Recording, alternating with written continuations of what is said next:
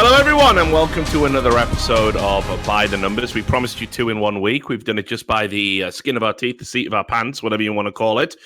Today's going to be Rostermania. That's the plan, to do an episode completely focusing on all of the crazy stuff that's going on in the roster world of CSGO post-major. Far from even over as well, by the way, guys. Yeah, I know. It hasn't even got started. It's kind of like the lighting in here, but whatever. So yeah, as you can see, I'm still on the road in a hotel. You can check my pinned tweet, I think it is, if you want to find out more about why that is. I don't need to go into it on the show. But so I'm doing this on the road, so apologies if the lighting's fucked up. I mean, who watches this for our ugly mugs anyway?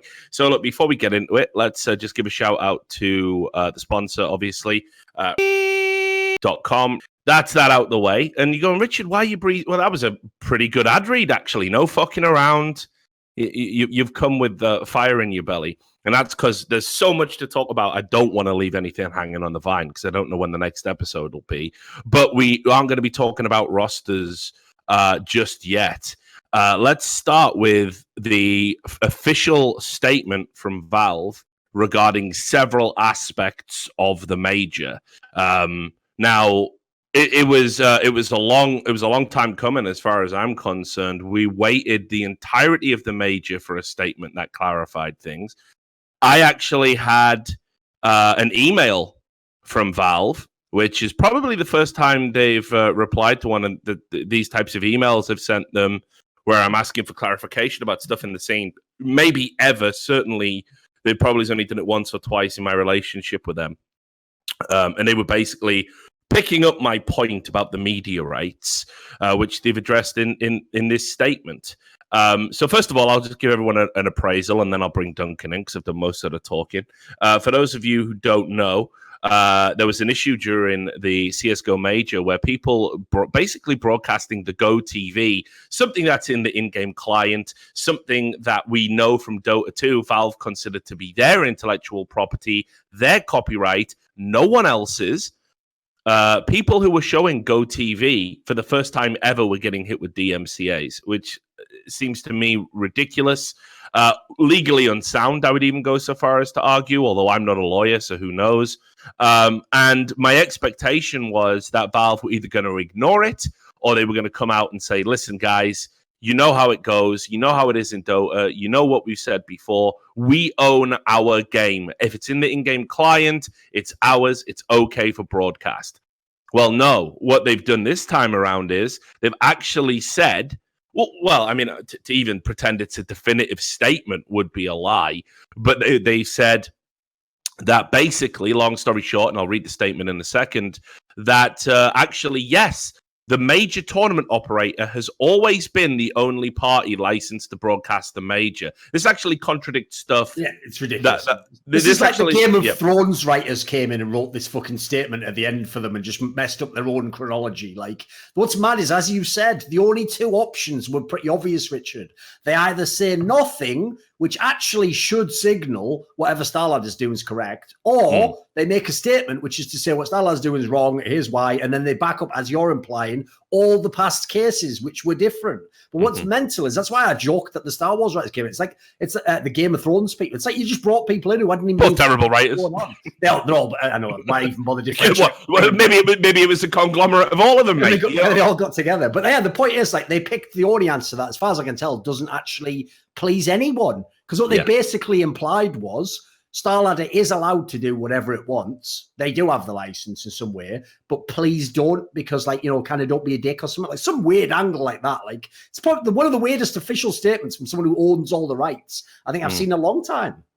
Yeah, and look, I'll just read the statement. Like you say, it's two paragraphs. It's 2 paragraphs. Another conversation we saw during the major was about the ability of members of the community to broadcast the major. Throughout the year, tournament operators use their events to build relationships with sponsors and media partners. So I'll just pick up on that line. First of all, that's also true in Dota. For example, ESL, everyone hated the Facebook deal they did, but that is a relationship and sponsorship with a media partner, and Valve had no issue shutting that down. and pretty much ending the deal there and then, essentially. For those that don't know what happened with Dota, during ESL, was it Genting? ESL yeah, Genting, yeah.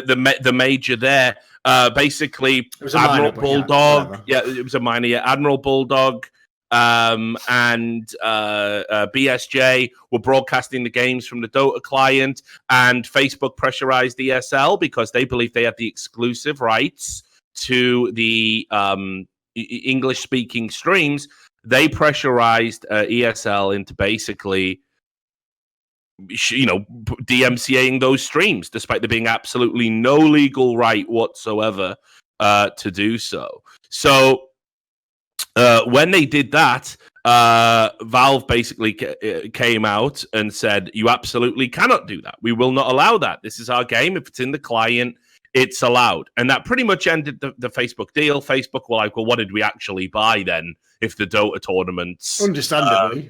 It can be just shown like that. They didn't really understand the landscape. I might even go so far as to say I doubt ESL were very forthcoming in that, saying that is a feature of Valve games. I'd be pissed off if I were Facebook put out with that, because I would basically say, what was I buying the rights for?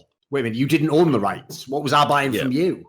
And understand, this is why any form of exclusivity in Dota is nonsensical, because it only happens in CSGO for the major, which is a point we'll get into in a second. But anyway, Valve didn't give a fuck about a solitary sponsor sold for that event, and it was a Dota event. They didn't give a solitary fuck about any of the media partners, and they very publicly shut it down. And not only shut it down, made allusions to how they wouldn't tolerate that kind of thing in future multiple times, like, for example, saying, well, when you run an event, it must be shown on a platform that the community enjoy. Wink, wink. Yes. We're talking about Facebook, motherfucker. Wink, wink. Yeah. So anyway, they didn't give a fuck there, but now they give a fuck in CSGO. Very interesting. Anyway, when it's time for the major, we think it's important that they don't disrupt those existing relationships. For this reason, the major tournament operator has always been the only party that has had a license to broadcast the major.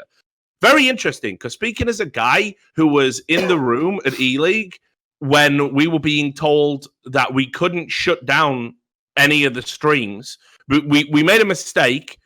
And I think there was some Latin language streams, that about 3 of them, that got accidentally shut down. I think one big one might have been, it was either Bida or Gaules, one of them fucking bellends.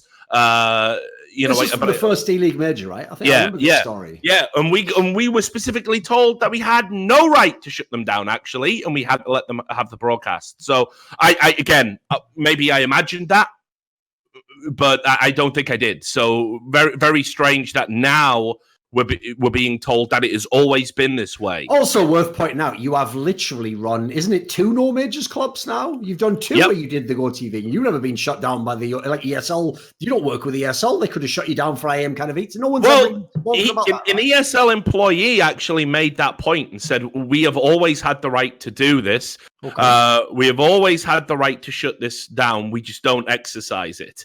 Which, again... enough. Yeah, I mean, if but think about the situations this brings in, which I'll get to after the second paragraph. They then say, just to walk it back a little bit, because for me, if you're going to say that they have the media rights, give them the media rights.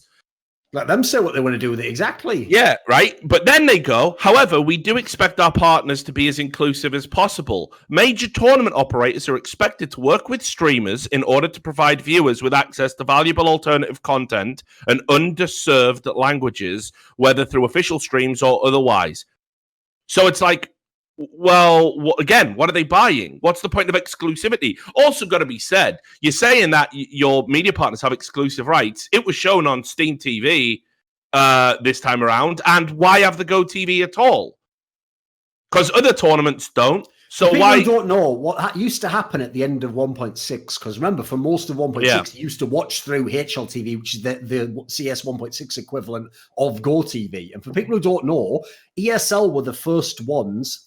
Like, they weren't literally the first, but they were the first to do this on a routine basis and continue and not disappear as a company. So colloquially, we'll say they're the first. They were the first with ESL TV to make it where for their events, they had a full streaming aspect with all the commentators and everything. Yep. And the idea was you couldn't get the HLTV for some of those games because they wanted you to watch their stream. So that was just taken for granted in Counter-Strike. That was obviously the way it was going to be. So I agree with you. Even the premise that you provide a thing that you're then saying also technically technically no one was ever allowed unless you were granted it is weird in itself, right? Just shut it down then.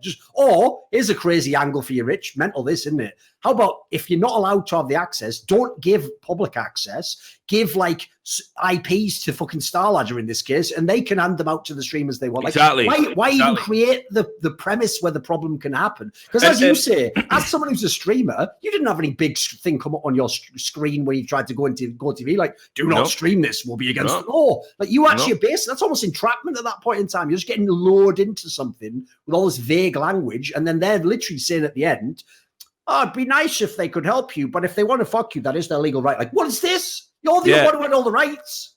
It's so crazy to me that they just have it in GoTV for the major, because that says to me the priority isn't broadcast rights. Because obviously this is a challenge to the broadcast, because a lot of people, right, a lot of casuals, hell, a lot of people who consider themselves hardcore esports fans will watch it in the client over watching the stream. It gives them a freedom of movement. They can follow the players that they want.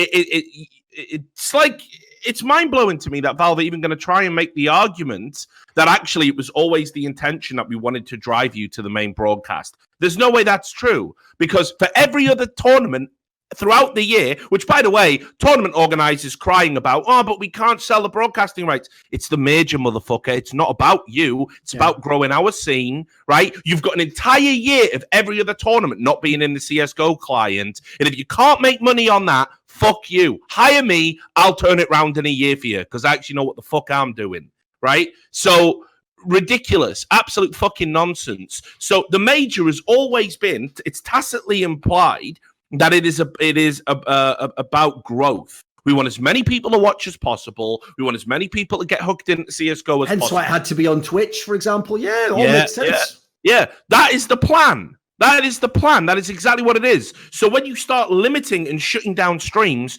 you are flying contrary to that. In this second paragraph, where you say, oh, hey, anyone that wants to offer a unique perspective and co-stream the major should reach out to the major tournament operator. The amount of bullshit that this now brings in is mind-blowing. And I wrote Valve back an email, and I won't read all of it here because I wrote them a fucking screed. I said, I don't think you've considered the major problems here. Your 2-paragraph statement is woefully insufficient to address this problem. And I don't, don't reply, do reply, but forget about me for a second. Here's some problems you need to fix. So the first thing I told them was, right, tournament organizers are now claiming they own your demo files, Valve. Are you going to allow that? Are you going to allow it that if I take a demo from a major and I make a YouTube commentary over that demo, are you going to allow StarLadder, ESL, whoever's major it was, to DMCA me on YouTube? If you are, that is absurd. Here's an example why you don't even want that to be on the table. Imagine, right, that, like, we'll use StarLadder as an example here. We're not saying they literally would do it. We're just using them because they were the most recent ones who did the major, right? Imagine they've put loads of effort into having a sick after movie created, as they're called now, which is just a frag movie. Every movie's an after movie, by the way, but whatever. It's a frag movie of the tournament that's finished now, right? Yeah. By that logic, they'd be incentivized to DMCA anyone else who made a video about the event before they publish theirs. Well, according to this, they have the right. They have the right to do it. Clear all those out. We didn't commission all those. Let's make sure our gets all the hits. You don't want to even live in a world where something like that would be like to someone's advantage. In fact, if you're someone like Valve, who basically is in a godlike position, by the way, guys, they are currently, because no one has yet challenged the hegemony of companies like game devs to their IP rights, they are just a god. They're basically what that mentally ill fucking Reddit mod thought on League of Legends, where he was like, I am basically a god in my subreddit. It's like, no, they actually are. Like, shout out to Korean Terran. In their game, they actually are gods. Like, they can do anything they want to some degree. Because at the moment, crucially, there's just no legal precedents established. At the moment, you don't even have the footwork. Like, you'd have to build your whole case from day one to battle them. So the problem I have with this whole statement is, like I say, first of all, it is way too vague. And I think personally, intentionally vague. One thing I've learned in the modern day is when people have all the opportunity to give you exactly what they want to say and they go out of their way to be vague, Right, there's a big problem with this, Richard. It's the same. It's basically the concept. Everyone will know the references. These are like Stalin-esque rules, where what you do is you make the rule vague on purpose, so that if you ever need to switch up your own definition of it, it's right there. There's all the wiggle room in the world. So all of a sudden, that's why it's so dangerous if a government terms like, we will do this to terrorists. Well, then your real problem is, can they make anyone into a terrorist? Can they just change the definition so that you, guy sat in your house eating breakfast now, is a terrorist, and therefore you're going off to a prison without any due process? That's why you always have to be worried about the government. So it's the same with Valve. Like, why on earth Valve has literally given a statement that goes contrary to everything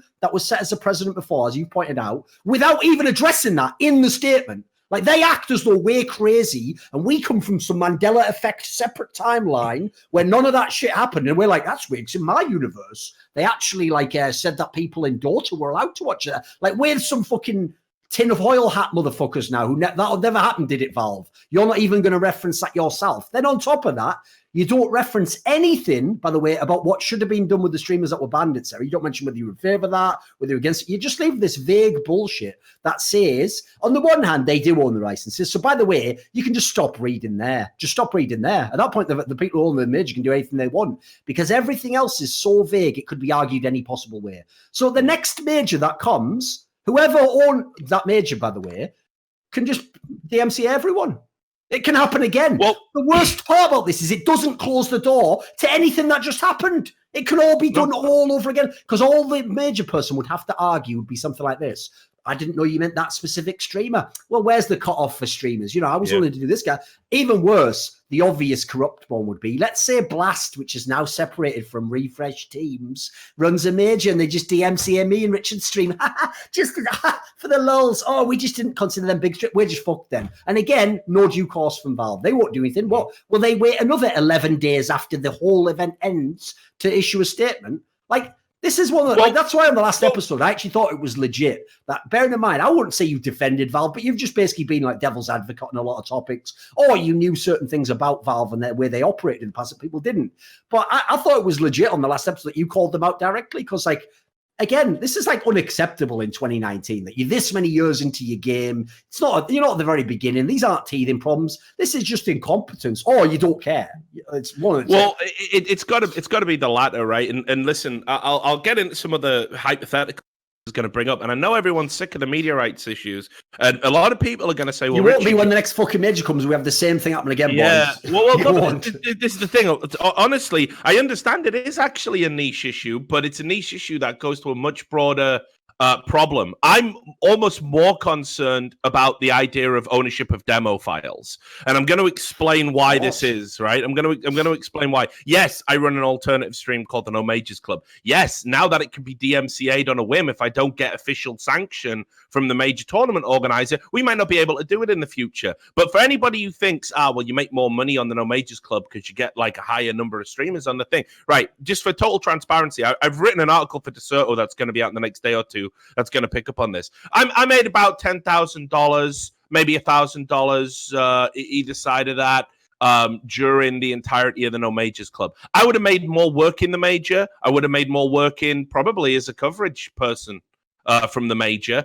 There's an argument to say I might even have made the same had I gone out to the major, recorded some exclusive interviews, some exclusive content, and then tried to sell that to another media partner. Didn't you do like every game or something mental? Oh, yeah, I did over 120 hours. Yeah, you did half as much at most for the same money.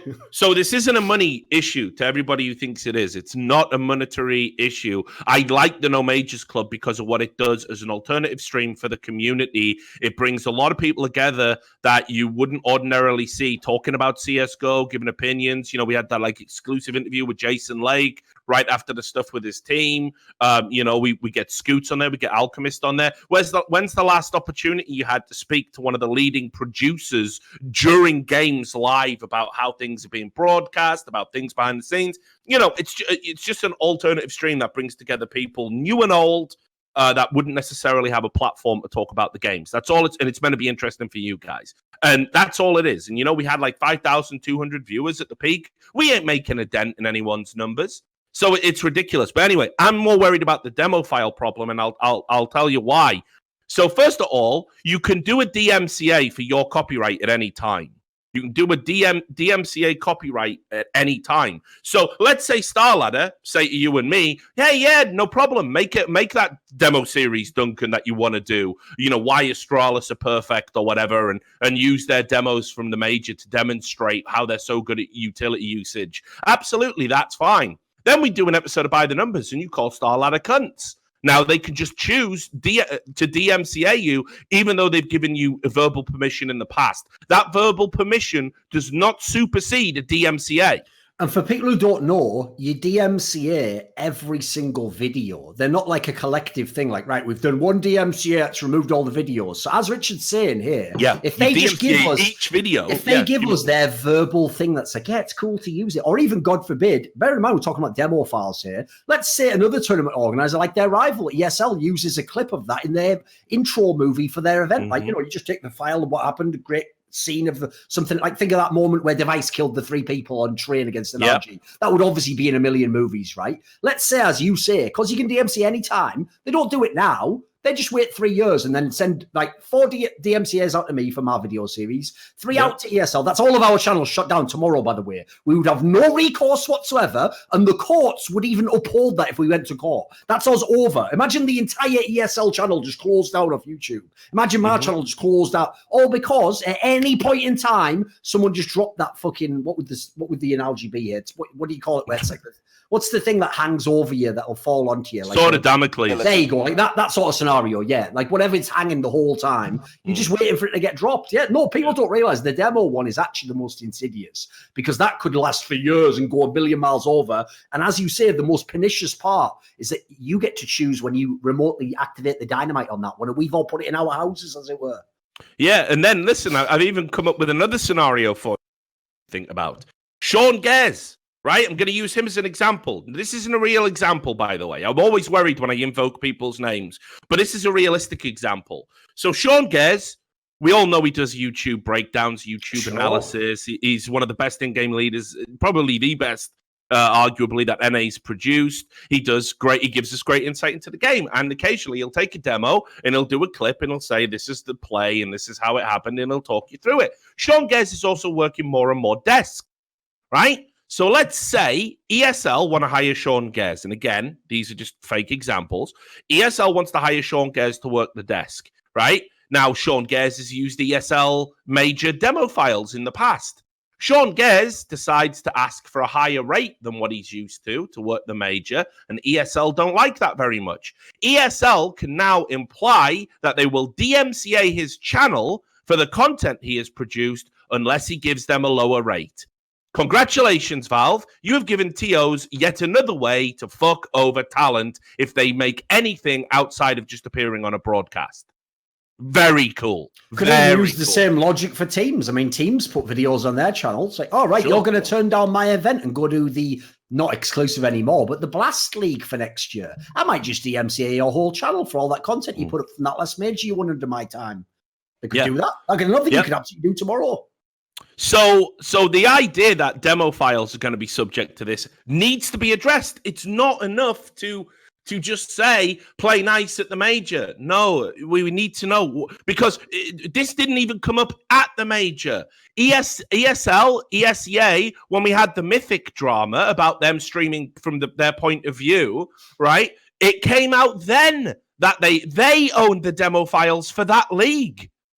So what you're now saying is, apparently, it's perfectly acceptable as well that it's even just not the major that TOs own the demo files for. That cannot be allowed. They are Valve files coded with Valve code. How the fuck does ESL own them in any way, in any meaningful way, just because the game took place during their season? You know, it's absurd. And that has huge implications. But then again, there's other issues. That I listed here, but like made some bullet points. Let me scroll down to the next one. Well, first of all, I don't even understand why there's a difference between Dota and CS:GO, because doesn't make sense to me either. No, we operate on the same ecosystem principles, right? Even the same fucking tournament organizers, ESL's in Dota, Starladder's in Dota, like almost all these fuckers are all in Dota as well. Like, why it would be different for the TO, I don't understand. So I don't know why that they are running essentially two different systems with different principles for two games they control. And I said this to them in the email. I said, if ever there was any doubt about which game is all, right. The reason they do that, when they put that statement out about Dota, they said, the reason we do it this way is because the new voices, the new commentators that it brings up, community commentators, are the lifeblood of the industry, and we want to make sure we get the new Admiral Bulldog or the new BSJ or whatever it was, right? Well, okay, great. You do realize we have commentators in Counter-Strike, right? Do you know that? Do they... Like, so what you've effectively said, Andy, there as you referred to earlier, by the way, you think I would, as an old school fan, right? The main broadcast isn't for me. I've watched Counter-Strike my whole life. Yeah. Let's imagine that there was a major where, he's got a young kid. There might be a major. Sean Gers doesn't work as a major at the major in any context. Imagine he was at home and he decided to fire up his stream and show me, like, break down a live game. I'd fucking watch that. Maybe not everyone would. It's a bit niche, but I might watch that. Like, I'd love to see that. Like, he doesn't even have to be trying to make a career as a commentator. Just let someone like him do it, or don't let anyone do it. It's pretty obvious to me the easy precedent is set, which is don't let anyone do it. If no one is, then there's no problem. So this is the sentence that I put to them. I said, it's also important for the development of talent that may very well one day go on to be the unofficial voice of the game.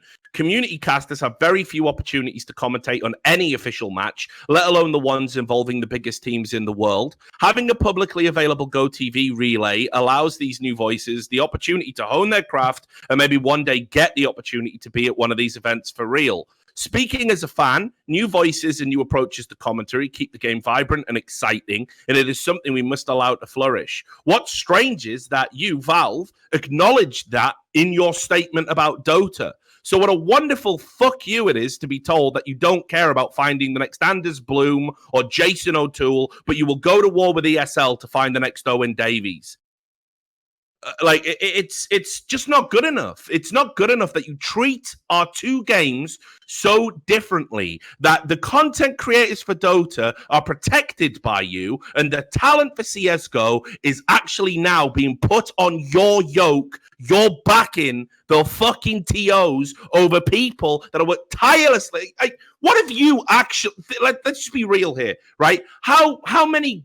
when Valve go absent, when they go down the shop to buy a packet of cigarettes for 2 fucking years, which happens very often in CS, who do you think is rallying around, keeping the fans involved, keeping the game's hype, dealing with the bullshit? Who do you think it is? It's the fucking talent, isn't it? It's the talent. It's the content creators. Basically, yeah. Yeah, it's the community. Let's totally fuck over War Owl, by the way. Let's totally do that, right? One of the biggest CS YouTubers we've got, over 1 million subs. Yeah, let's make it so he can't make content anymore when there's a major on. Brilliant. Great plan. And then we're going to watch those viewing numbers, which, by the way, the lowest viewing numbers since 2014, guys. Right? We're going to watch. I'll just for people who want some context here. Listen, I have a terrible relationship historically with Riot Games. People can probably guess why. I've been incredibly critical. On many shows, I have literally used the word cunt to describe them and many of the employees of their company repeatedly and with glee in my voice. But you know what? I myself today could reach out to Riot Games and probably get a message today about any big issue in League of Legends. I'm not even considered part of the furniture in League of Legends, guys. Like, they don't need me. I'm not Dyrus. I'm not fucking whoever the big streamer is, the Bjergs or something. I'm just a guy on the sides, and even I can contact Riot Games. So listen, even though I do love that Valve stay away in other areas, this is one area that's unacceptable. Like, that just kills me that they're still, like, because the problem is, I saw people, even Richard, who were like big people in our industry being like, and it is a good thing that Valve addressed this though. Addressed what? They didn't say anything fucking new. All they did was say so little that if this was any politician making those opening remarks, the press would instantly be like, but sir, what about this? Like, and then they're just the guy walking away from the podium, not even answering any question. That's Valve for you. Like, we have no say. Like, that statement didn't answer anything for me. It just made me have follow-up questions I'll never get an answer to.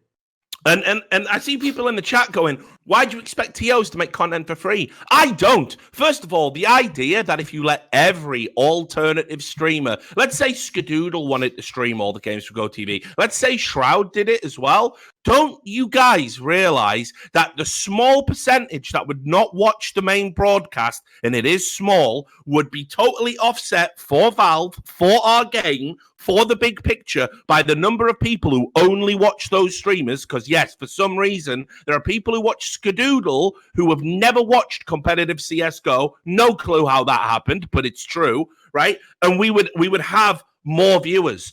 We would have more viewers overall for our game, more people trying our free-to-play game. This is the time to leverage reach. But we're not doing it. We're not doing it. And we're not doing it because of this idea that the only chance TOs have to make money annually is on the major. No, that's where you take the loss for the prestige. That's the point. And we all know that's true. And we all know why you do it. You do a major, not because you make money on the major. You do a major because you make money on the next tournament you do. Because everyone goes, fucking hell, did you see that major they did? Here's some more sponsors. I know TOs aren't making money, but there isn't any other tournaments in GoTV. You do 2 majors a year. That's it. And you're going to deny the community the right to broadcast things in your game client for those 2 months. Just take it out then. Just don't have it in there because it is such a mixed message. I'd even throw in as well that, but I always say this, the person who has all the rights doesn't have to explain to anyone. They can just say, I have the rights, fuck off, it's mine, goodbye. So the fact that Valve's even actually giving these TOs this, essentially extending the license to them for the major and then letting them, as you say, own the demo files, all GoTV, things that aren't in any way supplied by them, right? The problem I have with that is, why is Valve even doing that all of a sudden? That implies to me, right, that Valve's logic is they know now that the TOs don't make money off the major. So they're like, well, let them protect their thing that they paid. Listen, this is the sucker we've picked to lose money on this event. So just let him do whatever he needs to do to feel safe. The problem with that is, listen, I even told people like StarLadder, I don't care if you do own the rights. The optics on this are the worst shit ever. It's cancer. Oh, yeah. Listen, I know what you mean. Same as I told the PA owners, listen, you do technically own all these contracts. If you want, you don't have to listen to the players. Tell them they're fucking playing in your league. Problem is, the optics on that are the worst ever, and you will come off as literally evil. So I probably wouldn't do it if I were you. I'd probably just say, fuck it, and just swallow my pride on this one. But I get it if Valve's logic is that, right? My problem is this. In their own way, aside from the fact that I wouldn't do it, as we've just all pointed out, and this is a fact, no one in chat can disagree with me, StarLadder was entirely within their rights to DMCA all of those people and deny everything. That is literally what has now been proven by this statement by Valve. And by the way, I already said this during the major. I just couldn't say it publicly because what's the point in me rabble-rousing in that moment? But the fact Valve didn't say anything implied that it was all allowed. Because the whole reason Valve did come out in the ESL 1 Genting statement at ESL is that implied that actually it was ESL overstepping their bounds, thinking they owned the rights. And then Valve basically came out and they didn't directly even address ESL. They just said, of course, people are allowed to do this. They made it like, oh, they are mistaken. It was sort of that vibe, right? Well, my problem with this is I even would acknowledge that people like these TOs have to do everything they can to get that tiny number of viewers even higher. Like if it's 500K, do everything you can to get it to 510K. If it's 550K, see if you can go for 600. Yeah, you're going to do everything you can for this biggest event of the year to get all the viewers you can. My issue is this. Valve makes billions of dollars from Counter-Strike. Can't you just fucking spot the major people 100K extra to not do it? Can't you just give them some incentive not to do this? Can't you just add in some crowdfunding element? Then maybe people can crowdfund the streamers. I don't fucking know what it is. But why not a case? You're Valve, mate. You're Valve. You have all the. Why not a case where a cut of the money goes to TOs? Brilliant. Oh wait, that would take effort, wouldn't it? You would have to actually put content in your game around the major, which we all know what an anathema that is. Final fucking point, by the way, right? And this is another thing that is absolutely disgraceful. It wasn't addressed. For those that don't know, StarLadder was saying to streamers who they were threatening with DMCAs, but we could sell you a license, a few $1,000s, and we will not DMCA your channel. Right? Now, if that sounds like a variant of a very popular and common YouTube scam that goes on right now, that's because it fucking is.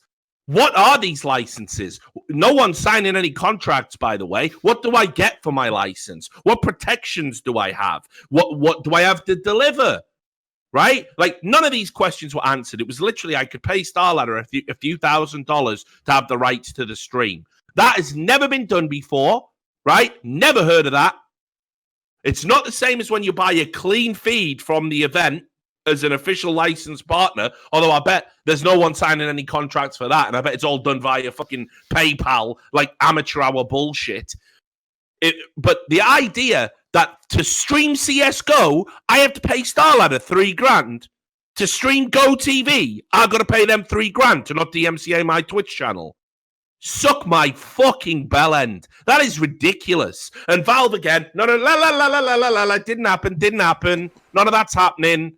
Make a statement about that. That is outrageous. It's like I say, it's got the same pathology as a YouTube scam. I just love the way they wasted everyone's time with this announcement. This announcement, right, didn't solve anything. Like I told you, every problem that existed from the last major, Valve's basically just told us, yeah, it's all going to exist forever. Fuck y'all. Yeah. But we hope everyone plays nice. Why even put that line in? Like, I know. Yeah, it's just yeah. Has anyone ever been a parent or a teacher or anything? Have you ever tried telling the kids before you go out the room, just, listen, while I'm out, don't fuck around?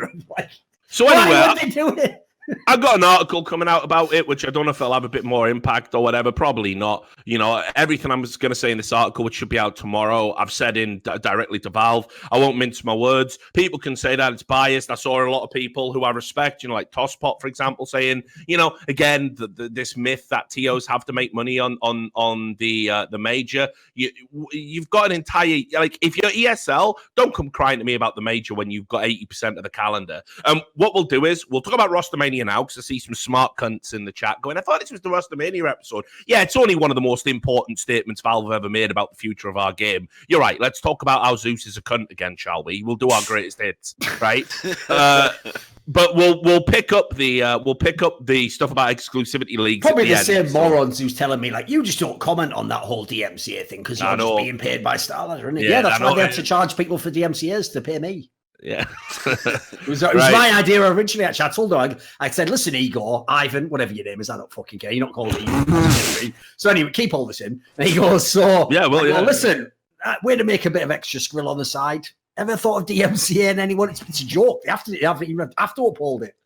Valve won't come after you. I'll sort them out. Yeah, I'll sort Valve out. I don't know why I'm talking like this. All right, anyway. Why is he doing that voice for? I don't know. It's a weird generic voice people from the UK doing these spots. I know, yeah, it's true. Like, it's true. Anyway, so let's talk about. I brought up Jason Lake earlier, so let's start with the complexity saga that happened during the major, because I've got to get your take on this. Okay. So there was some news about that today as well. Yeah. So I'm going to try and tie it all together. So basically, what happened was complexity was shit at the major. We all saw it. We all know what went down. Perfect sense. Well, listen, I had them going through. My pick'ems got ruined immediately. Of course, I got sucked in to the fucking, you know. Hey, it's the Dallas Cowboys. I like Zeke the Freak. You know what I mean? All that bullshit. Like, I love Zeke the Freak. I'm doing this all day long, motherfucker. Right? So I'm thinking Complexity's going to be like that, but of course, Complexity aren't Zeke the Freak. They're fucking just shite. So what am I going to do? Right? So anyway, I fucking picked them, and I do like the kid Obo. I think he's good. I still think Shazam on his day, you know. But obviously I've said it forever. Ricky is just some sort of dead weight like I've never seen before. It's like literally like Misery when she fucking hobbles him. Like, Ricky is the playing equivalent of having both your ankles broke. He is so bad. So anyway, it turns out they didn't do anything. Ricky didn't even play that bad at the major. His stats were reasonable. But they didn't get through. They lost to fucking Greyhound, which is like, you can just imagine Jason Lake, red tie, white shirt. He's watching from this like super technologically advanced like training facility. Jerry like, Jones is literally sat there. So Jason, who are we losing to right now? What are these like the best team in the world or something? Yeah, exactly. Like fucking Dak Prescott's walking past. I want my 20 mil, motherfucker. Right? Like, you know what I'm saying? Like, listen, Dak, I'm a bit busy now. We're one of my bigger properties right now. We're trying to win the world championship with that, mate. Listen, maybe your time's later. Yeah. We'll pick up your contract talks later. And Jason's like going, well, the thing is, Jerry, Greyhound are they're kind of a semi New Zealand and Australia. And what have I timed out there? No, just it might come for a second, but we heard you roughly. Yeah, good. Yeah, they're a semi-pro team from New Zealand and Australia. He's like, like just full fucking Bert and Ernie. He's like, oh, right, is Australia really good? No, not really, mate. Actually, yeah, it's kind of a fluke that they're one good team made up for this time. Yeah, they don't even have internet over there. So anyway. So obviously when Complexity went out, Jason did a tweet that became an epic tweet, by the way. Oh, listen. That's one could go down in history. People think I'm joking when I say this, but if you know the history of how Jason Lake got his pop in the first place in council, he did this sort of shit. He came out publicly when his team used to be literally in Cal, Maine. By the way, Maine wasn't even the second division. It was like Maine Intermediate or something like that. And then like one more, like, or maybe I'm thinking maybe it was Pro and then Invite at the top. So like he basically did the equivalent of someone who goes now and buys like a Division 2 team in English football and goes, by the way, just want everyone to know Manchester City's going to be nothing in a few years because my Division 2 team's going to dunk on their fucking face. He did the equivalent of that and then delivered on it. And actually overcame the best team in North America, Team 3D. So what people don't realize is if he does anything related to this move where he did this call out, this will be like the moment at the beginning of the movie. This will be the sick fucking turning point.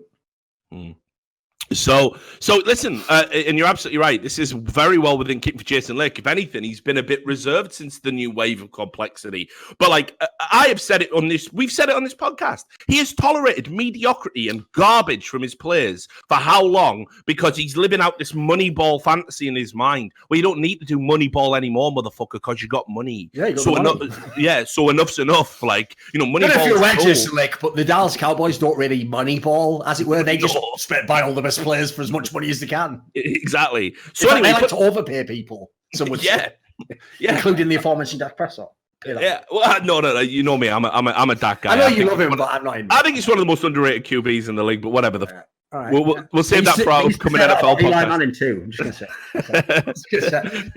You leave RG3 out of it. Right, anyway.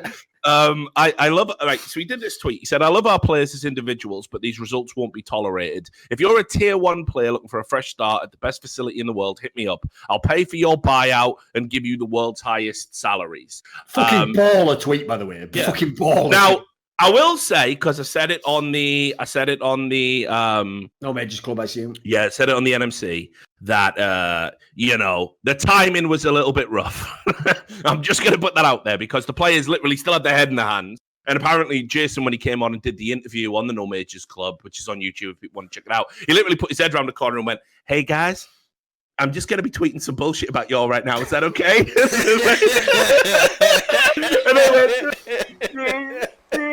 So he went and tweeted that, right? Like, so fucking unreal that he just did that shit, right? But anyway, I still love it, mate, because that team is the fucking ever-loving piss out of Jason Lake and Complexity. Yeah. With the exception of Obo just got there. Everybody knows who fucked up. So anyway, while that goes down, right, and everyone's banging on about how Jason Lake shouldn't have done it or he should have done it, and, you know, me and Moses were like, yeah, that's straight fire. You think it's straight fire? I think Scoots was a little bit like, you know, a lot of old school people seem to be into it. Yeah, but Scoots was kind of against it, and from the player angle for obvious reasons. Yeah, exactly. So look, it just is what it is, right? But anyway, Ricky, this is before anyone had been announced, right? As being dropped.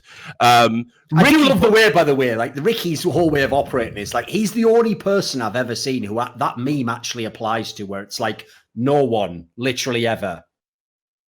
Then Ricky, as a young boy, I began in Canberra, and then like fucking, no one's asking, no one gives a shit, mate. Like, right, this tweet longer is the most absurd thing I've ever read by a player. Right, so I'm not. For some reason, he's wrote fucking War and Peace. It's mentally how long and it is. I don't know why. Because, like, listen, I don't know how to break it to you, Ricky. You're some shit journeyman fucking Australian Counter-Strike player who's going to be back to doing. Listen, I'm not going to hate on you, Ricky, but every one of your ex-teammates just saw how long that motherfucker was and Control F their name. And if you spelt it differently, you got away with it, brother. Like, no one's read that thing. Yeah, it's just like, you know, I get it if you're some legendary player. Why not? Like, if Neo like this, right? Oh, you cut that out a bit. You cut that out a bit. Yeah. Hang on. Sorry. I think it might be turned up a bit too loud because it's quite loud on the mic anyway. Should he turn it down a bit, Sam? I think that's what it was. It is because usually that's what makes it cut, right? It goes too loud and it just cuts the whole thing. Well, I could just stop shouting. It's all right now. that would in some ways ruin the atmosphere of the show. Yeah, that's true. Imagine if we were all just sat really quiet, like fucking C-SPAN or something. Like, well, Richard, the neoliberal perspective. That would be the worst shit ever, wouldn't it? It would just be so garbage. Mate, I want to do a podcast about Trudeau, me, but anyway, let's not. Right, so he's out of control. I call him fucking Alibaba. Anyway, so Arabian. Right, anyway, right, let's just let's keep it. Yeah, it's shameful what he did. Yes, shameful. Yes, I disavow. I totally disavow Justin Trudeau. I want that on record. So anyway. Right, so Ricky put this tweet longer out, which funnily enough is a much more broad and comprehensive statement than Justin Trudeau has made on his issues. But he basically said in this tweet longer, he said, like, basically, I was being told I couldn't buy an AWP because I'm so bad with the AWP. So the only way I was allowed an AWP would be if the opposing team dropped one so I could pick it up and use it as a secondary AWP in the next round. That was the only grounds under which the in-game leader would allow me to AWP. And then he goes on to say, so I just didn't listen and started buying AWPs whenever I wanted. I can't lie. That part is legendary, though. When he says that here's the mad thing, Richard. If this is the beginning of some show like... Oh, fuck, I forget the name of it. What's the name of that American comedy show? I didn't watch him. That Ricky's Powers a mad backwards. You know the Kenny Powers one? What's that one called? Oh, yeah, Eastbound and Down. Yeah. Eastbound and Down, that's the name, right? If this is the beginning of Eastbound and Down, he goes, and I just didn't give a fuck. I used to ban. I'd be right in already. I'd be like, I love this character. Yeah. Get me in. The problem is, if this is the end of the guy's career, like, why is he doing this? Why is this the outro? Well, what's that line? He goes, I got an arm like a cannon, a dick like a python, and a mind of a fucking scientist. That's like Ricky right there, isn't it? It's like, no, mate, you're out of control. So anyway, the one thing I would expect the teammate to do is just listen to the in-game leader. I mean, it's not like this, you know, this is pretty basic stuff. And he admitted in his tweet longer to not doing it.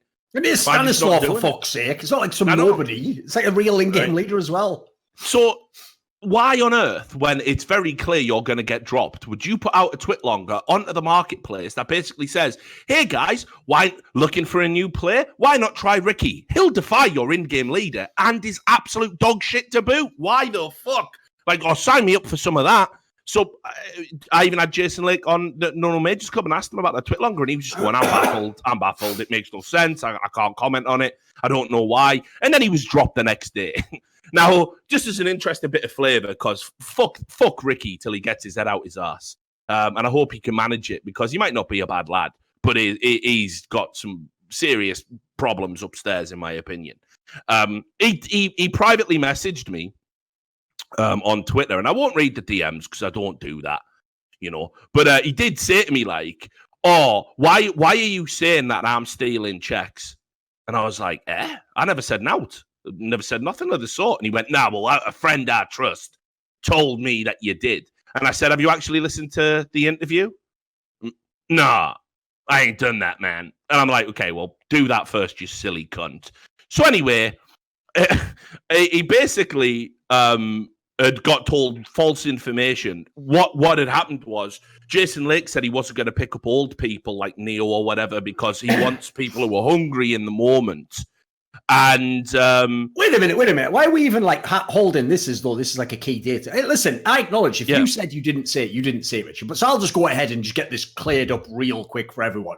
You were absolutely stealing checks, Ricky. It's a colloquial term that doesn't mean you literally stole checks. It means that you didn't deserve the high salary you received from Complexity Gaming, which for people who don't know, and this is one area of this story that people will not understand, that team is paid way better than the results they were getting. They're not some shitter team just because they are in the rankings. They have the whole time in Complexity been trying to make a real pro team. So they've been paying these people a comparative salary for the NA region. Like, they've been paid very well. So guess what? In a world in which people like Obo would never be playing Pro Counter-Strike because you'd have their spot as some washed up old cunt who isn't even good anymore, who's literally like some sort of rat human hybrid scouting the post-apocalyptic world of the end of a round, looking for someone else's orb to take back to your fucking lair, like that scene from the fucking Road movie where that guy took that one can of Coke and gave it to his child as a gift, and some sort of fucked up neoliberal nightmare dystopia where the child drank the Coke and rather than just say, as anyone would in the future, this is disgusting and tastes so sugary, it isn't even nice. Instead, he literally absorbed it into his soul like he took the soul of Jesus from a fucking empty tomb. Like, it's just unreal, isn't it? Like, what are you doing, Ricky? You were a check-stealing motherfucker. That's all that needs to be said. I've said it, and it's over. Good. Well, anyway, so understand that the only reason that question come up with Jason Lake was because Ricky himself on a stream had tried to rat out Complexity as being in talks with Neo, something that Jason came on and said, listen, it's a lie, and this is how you know it's a lie, because if we were talking to Neo, Ricky would have just broke his NDA. So just straight alphaed him. So it was his own rat-like tendencies that even got him being a topic of discussion in the first place. So, Ricky, mate, you're going to have a long layoff as a pro, right? No one's picking you up for a while, son. So you might want to have a think about where the fuck your head is at, because you're behaving like a 17-year-old rookie. You're 27. Do you know what I mean? And you do it and you're dropping shit like this. Anyway, Complexity were then linked with lots of people, lots of different potential players, and I'm just trying to find the news story today. Which publication was it on? There was actually just let me think, wasn't it a tweet or something where Jason Lake just said something? Well, I'll double check where this. It might be. I'll get his Twitter up. Yeah, it was a tweet. He just said basically like whether loads of EU players who'd been offered didn't come. So if you just find it as Twitter, it's 9 hours ago. Yeah, I got it. So yeah, by the way, what he refers to today, I'll address it in a second, but is like a very famous problem with trying to get talent to NA, basically. Yeah. So anyway, he basically responded to someone on Twitter today saying there's a lot of EU players that have turned down like a lot of offers, big offers, and he thinks the fans would be shocked. A lot of people don't want to come to NA and have to uproot themselves to go and play. I suspect that one of those teams could have been the former Optic team. Sure. But the bottom line is, the bottom line is that now it looks like NA and people who live in NA are going to be the focus. But regardless, I think Jason's absolutely, the money's there. If people want to basically go and work, I mean, this facility Complexity have is insane. So I don't know why a player wouldn't want to give that a try for a year. This is the problem with this topic, right? Is it has a very key distinction from all past incidents. Because I've told you many times on this show that so many times I've tried to hook up EU players who were like, like an obvious example would be, say some big name player gets cut from like North tomorrow, right? Mm-hmm. They're the players I always immediately reach out to and say, first things first, are you interested in playing NNA? Because if you are, I can literally put you in contact with 2 or 3 orders who all want to get top European talent. And at the moment, when you don't know yet if you're going to the X-Optic team, you're definitely not going to Astralis, and you might have to go to like a Mouse Sports. Why not give it a go? Just listen to their offer. If you want, I even tell them, just use it to leverage against your other offers if you don't want to go. Like, just play the field, basically. Figure out what's going on, find your value, then decide. You wouldn't believe how many of them, by default, just basically say, like, yeah, I don't want to live in NA. And I'm like, did you listen to anything I just said there? You don't have to take the offer, just take the meeting. And plus, you don't know what the meeting's going to be, because here's the key thing. what Jason Lake has now done is what I actually told the owners to do years ago, but they didn't. What all the old owners like Jack and all the rest of them would do is they would offer you a very competitive salary. They'd offer you like a slightly higher one, or they'd offer you one where it's like, I'm going to offer you a good salary. Look, this is as good as the 6th best European team. No, the difference here is that made it still borderline. So if the person was like, right, well, I could make, this is years ago, so I'll give you the years ago version of the money. I could make 10 grand a month in Cloud9, or I could make 7 grand in this not as good European team, but that's my way back into the scene from Europe. I'm from Europe. I didn't come home. I get that deal. The part I don't get is this one, because the key part is what Jason Lake said in his tweet that you all missed. You were all too busy looking at the part of the tweet that was about flaming the players to notice the motherfucker said he'll make you the highest paid player in the world with any buyout. By the way, there's even an implication in that tweet. I'm talking to you as well, Coldzera and Nico. Any buyout, any salary. I will give you anything. I'm looking for the best talent. So the key thing here is these players who've turned down this deal might actually be in turning down a deal that might be 2 times what they could have made in Europe. So at that point, I actually agree with Jason Lake. It's actually shocking because I get it, right? If you're someone like, I'll give you an example. If you're NBK and you turn down this deal, I get it. The world's your oyster, mate. You could probably make 50 different multinational teams. You could probably go to G2. There's a million things you could do, mate. The difference is, though, there are players out there in the scene who will never get the chance that they've just turned down from Jason Lake now, probably ever in their career. Like they think, because every pro unfortunately has this mindset, like I'm good now, I'm only going to be better in the next years, I'll never be bad. Like, because they all have that mindset, they all think that it's just a step up the ladder. So a lot of them sadly don't realize, like I get why they won't do this move. The real problem with this move here, Richard, is the first guy in is always going to be gambling. Even if he gets the biggest salary, well, the last thing you want is to go there. I'll give you a random example. Let's say bizarrely, Valde from North's contract was up, right? And Jason Lake tells him, listen, mate, you're actually a legit fucking sick player. I'll make you the highest paid player in the world. I'll give you a salary. So I'll give you off the top of my head. I'll give you 40K a month. There you go. The problem is the last thing you want to do is join his team. And he got you for 40K a month, but then the second best player is still Shazam. Oh, he's got you and he's got Shazam. And you know what? He's got one other good player. Maybe he got Nexa from fucking Crazy to come. That's still not a good enough team. The problem is if you're Valde, you're like, okay, I got the money. That's sick. I did get an amazing deal there. But where's my potentially? Where's the future? That's the problem at the moment, basically, for people, is that individually, these are all amazing deals that these players should all take, actually. They're getting way better value than they should.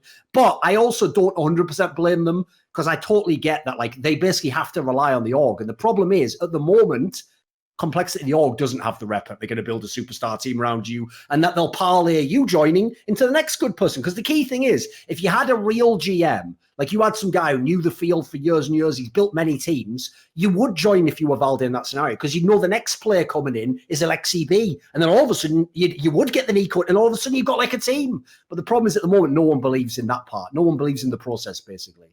Yeah. They have to see it all. So a lot of people are making assumptions about who he's up. We really don't know at this stage. We have no way. It's clear that he's explored a lot of options or a lot of people that added him. I'll just say as well, quickly, one thing to add as well that will be totally counterintuitive to a lot of people is the timing of when he made it was the best possible timing.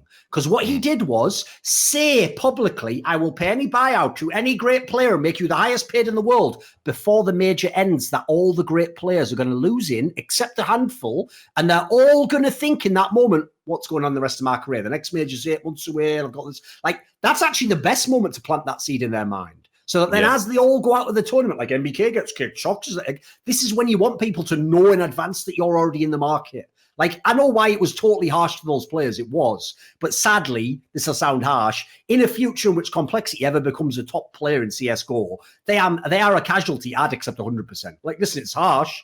Don't get me wrong. It's harsh as fuck for your guy to basically say, like, fuck my current players. But it's also somewhat deserved. Like, and listen, people also need to remember he stood by Def spinning Complexity for 3.5 years. He should have cut him years ago, mate. Yeah, and he stood by him through thick and thin. So the idea that Jason Lake is some sort of fickle team owner is a lie that absolutely doesn't stand up to any scrutiny. To me, part of doing this move was himself turning the corner. Because as you've said, when he came back to CSGO with the Cowboys, etc., like he had money, but he didn't want to waste it. Like he didn't want to blow all of his equity instantly. So what he did was he did try to min-max it for the last 2 years. It's obvious he did. And his real problem, which is I think why he did this move personally, is the Shazam, the Stanislaw move, where Stanislaw's left and now gone to a way better team, is way better off, has made him realize like slow and steady doesn't really work in Counter-Strike. You have to basically always be, it's like you have to, in Counter-Strike, you're always building towards a championship roster or you're not doing anything. You can't like just add one piece and wait a year. It doesn't work. So his problem was his approach didn't really work at all. Like he got the odd result out of it, but it wasn't close to good enough. So like, I actually think part of him making that statement was kind of like trying to put into the world that he himself wasn't going to do the old approach, that he is going to go hell for leather and use the money he's got to try and win. That's a pretty ballsy statement in itself. Yeah, absolutely. Right, I'm going to quickly grab another drink. Next topic of discussion, since as you brought it up, ENCE, Alexi B, the IGL, obviously out. I announced this out before the major. Sonny coming in. We can talk about it through the lens of the major performance. I'll be able to hear you. I'm going to be at this thing for like 15 seconds. Yeah, the real problem I have with this move, basically, is I've already alluded on the last episode for anyone who didn't listen. I actually spoke to some of the ENCE guys, and they basically told me what they've now said, some of it in interviews. Like, first of all, they already knew Alexi B. They actually were willing to do this move, I think, before the player break even began. And they just said to him, do you want us to wait till after the major, or should we just announce it as soon as possible? He basically just said, yeah, fair fucks, just announce it whenever you want. Like, there's no problem. We'll move on with it and we'll just play the major and we'll all go our separate ways. So the big issue here is the move apparently was already going to be done. And as I said on the last episode, I was told by them, although I don't know how much I believe it, that it was actually Alu who did all the super clutch calls anyway. And Alexi B wasn't the mastermind IGL. It's just as I said before, and I actually made this point on the Peakers Advantage podcast when I went on it, is I just don't believe that you can have a guy be the IGL and have this many good results. Because remember, we always stress this. The raw players that ENCE had no business getting the results they were getting. Beat Prime Astralis, fucking come second at tons of massive tournaments, always a contender. Like, they had no business doing that. So someone is making them more than the sum of their parts. Now, for me, if it turns out after all this, Alexi B's just some basic bitch IGL who just calls simple strats, and then it was Alu every now and then leaning in going, might want to fake me this time, with all the hero calls, then you know what? I'm not exaggerating. In the history of Counter-Strike that I'm aware of, that would be the first time you ever had a consistently elite team where the IGL was fake. I've never, ever heard of that, ever. That's why I always make the point. As much as anyone wants to bang on Zeus, I'll always still say he was a good leader. Like, I actually think a bad leader would have had even worse results with people like Simple. I think they could have, believe it or not, have had the best player and come ninth. Like, I actually think that's absolutely possible if you're a bad IGL. So I don't personally buy, like, ENCE's take. I don't buy the idea, like, first of all, ever it was Alu doing most of it. And I certainly don't think personally that Alexi B's as disposable as they do, but fair enough. I get their perspective, and the real problem I have is already built into what I said earlier. Even when they were really good before, I always thought it was in part because the other teams in the scene hadn't got their rosters together, and as soon as they did, I made an article about 2 months ago. I predicted ENCE with this lineup would just go down and be like the 5th best team or something, be good still. There's no reason to think they'll be bad. But in a world where I knew Na'Vi's going to make a player change, and I knew that this team here will make a change, and FaZe will bring in Cold in, well, yeah, guess what? I'm going to put them above fucking ENCE. I'm going to go ahead and say they go above. So they did need Sonny. I do think Sonny was the right move. I think it was always inevitable he had to come into the team. He was going to ENCE at some point. It's just like I say. I like Alexi B wouldn't have been the one I removed. No, I would never have removed him personally. Yeah, I like, you have to understand what this team is. It's a technical achievement. That's all that's all ENCE has ever been. It's an achievement of the technical side of the game. Sure, they abused the org meta a little bit, obviously. But the reality is that there was a bit more going on with that team. And I heard from the major that Alu was like calling some rounds, some maps. I heard they switched it up for the major because they knew they were transitioning Alexi B out now. Yeah, but then Alexi B apparently was calling in some of the games over there. So there was a lot of confusion. The main takeaway for me is, first of all, I think, that like if FaZe are, and it looks like they are, we'll get to that in a second, they're going to pass on Alexi B. What a shame. Because I think Alexi B has done enough to warrant being in another good team. When I said based on what I know about the game, like I said, watching it many, and I've watched a lot of ENCE play this year. In my opinion, there are only 2 actual outcomes from this scenario, and it goes like this: 1, ENCE has fucked up massively, and they just kicked their glaive of the Finnish scene, and he's going to go elsewhere and do brilliant things, and they're going to realize one day, what the fuck? Or they're right. And LXCB wasn't actually that good after all. And he's just some average IGL and he'll go there and do nothing and fade into irrelevant. I don't personally think there's a one between the two because, like I said, the story just doesn't fit for what happened with Ents this year. Like, to me, it has to be one of the two. I mean, something that would so if I was Fizz, I'd be the guy who'd take the chance on that. I'll gamble on that. Yeah, I mean, something that would be great would be if, like, for example, if Crazy had the money and weren't run by an absolute fucking mind-bending cunt, and you know, they could bring him in and instead of like Letney, make him the dedicated IGL, and he gets to work with that core, you know, of like Hunter and Nexa and Otto and Esperanto. That would be an exciting team, but unfortunately, the reality there is Alexi B is going to not get his value, not get his money. So you wouldn't wish that upon him.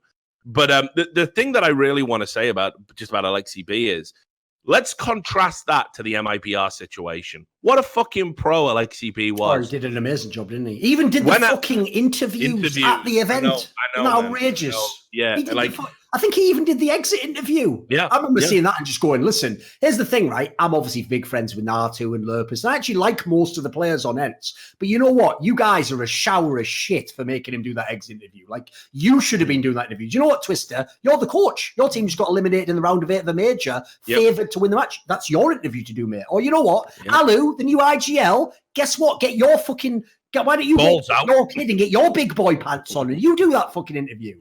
The idea that they had the guy that they'd already cut do the exit, that, like, I know to everyone else that's a minor issue. I thought it was just disgraceful. No, it's disgraceful. It was. The way he was treated was absolutely disgraceful. I'm very surprised that Ents did that to him, you know, but the quiet dignity that he conducted himself with throughout the whole situation, admirable. You look over at fucking MIBR and the hissy fit they had with, you know, Cold Zero and Fallen and the nightmare back and forth sniping and all the bullshit. You know, an absolute, just by the way, on exemplifier. Just as a quick aside, 2 quick things there. One, every pleb fan, because I tell you what MIBR fans do, Richard, it's so annoying. They just take whatever the player says and they act as though it like overwrites reality and becomes true. So they go, no, but you have to understand there, Richard, like Cold Zero, because he didn't want to play, might have just played worse. So they thought, what's the point in playing with Cold Zero? Just start already. And it's like, well, you're not starting already. You're not using KNG, you're using Zeus as a coach. No, but he might have played. It's like, what LXCB just did now shows what fucking cretins MIBR are. If Cold Zero really wanted to play, you guys could have made top 8 of this major, mate. You're fucking idiots. Like, I'd have let him play and I'd have said to him, I expected to play like a pro, like the LXCB guy's doing. Just fucking play normally. Let's make top 8. Let's go out on top. Why go out like dickheads like this? If Ents had conducted themselves with just a bit more fucking street smarts, right, they could have had the deal all lined up, super secret. Like, the management could have talked to Sonny and said, listen, the players have come to us with a concern about Alexi B. We haven't told them we're going to act upon it yet because we've told them to focus on the major, but we are going to cut Alexi B after the major, and we're looking to bring you in. Let's get the contract done. You send the team off to the major without any distractions. They play. They could have made the final against Astralis again, back-to-back major finalists, especially with the way the bracket played out. And then you make the announcement, Alexi B goes out on a high. Look, I know I've got friends in Ents, but I'll always call it as it is. This was piss poor management. You let the players make a knee-jerk reaction to a change that didn't need to be made ahead of the major. You put a great pro in a terrible situation, and then the sheer audacity to make him the mouthpiece of the team that he's leaving. If I was him, right, on the very last interview I had to do when they went out, for sure, it would have been like fucking Attitude Era WWE shit. It would have been like, you know, fucking when Goldust went full kayfabe when he was in WCW, calling the company out. It would have been like CM Punk calling Vince McMahon a bitch and them turning the mic off. You know, again, all pre-planned. I know I'm not dumb, but wrestling ain't real. But it would have been like that. I'd have gone fucking mental. Because why am I even doing the interview? None of this is my fault, by the way. You cut me off at the knees as the in-game leader. I got to listen to Arlo, a man whose vocabulary is like, you know, how many words has he got?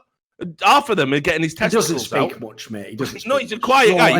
You have to get a few beers in him, don't you? I like him. I'm saying as I like him, you know. So you might have seen someone on Reddit made a thread where they were just a fan, where all they did is go and collect interviews that Ents has done this year, where they made all these contradictory statements. Like, obviously, they said only a few months ago, like, to make any player change would be a mistake. It's like, and then just did it anyway. So the point is this. it's a pattern that's gone on and on. Now, listen, most of those ones, I will actually say, having looked at the examples given, most of them were largely just the guy Ariel, I think, misspeaking. Like, he doesn't seem like a super cerebral guy. I think he probably just heard one thing or explained it one way and then explained it a different way the other time. Those seem fairly minor. But I'll say this. There was one part that everyone's missed about this drama, and I still want to get to the bottom of it myself, so I'm on the hunt for this, which is I myself made a tweet during the major where I said something about Alexi B. I can't remember what the actual original tweet from me was, but basically Twister, the coach of Ents, during the majors, before they were eliminated, replied to me and said something along the lines of, like, the last sentence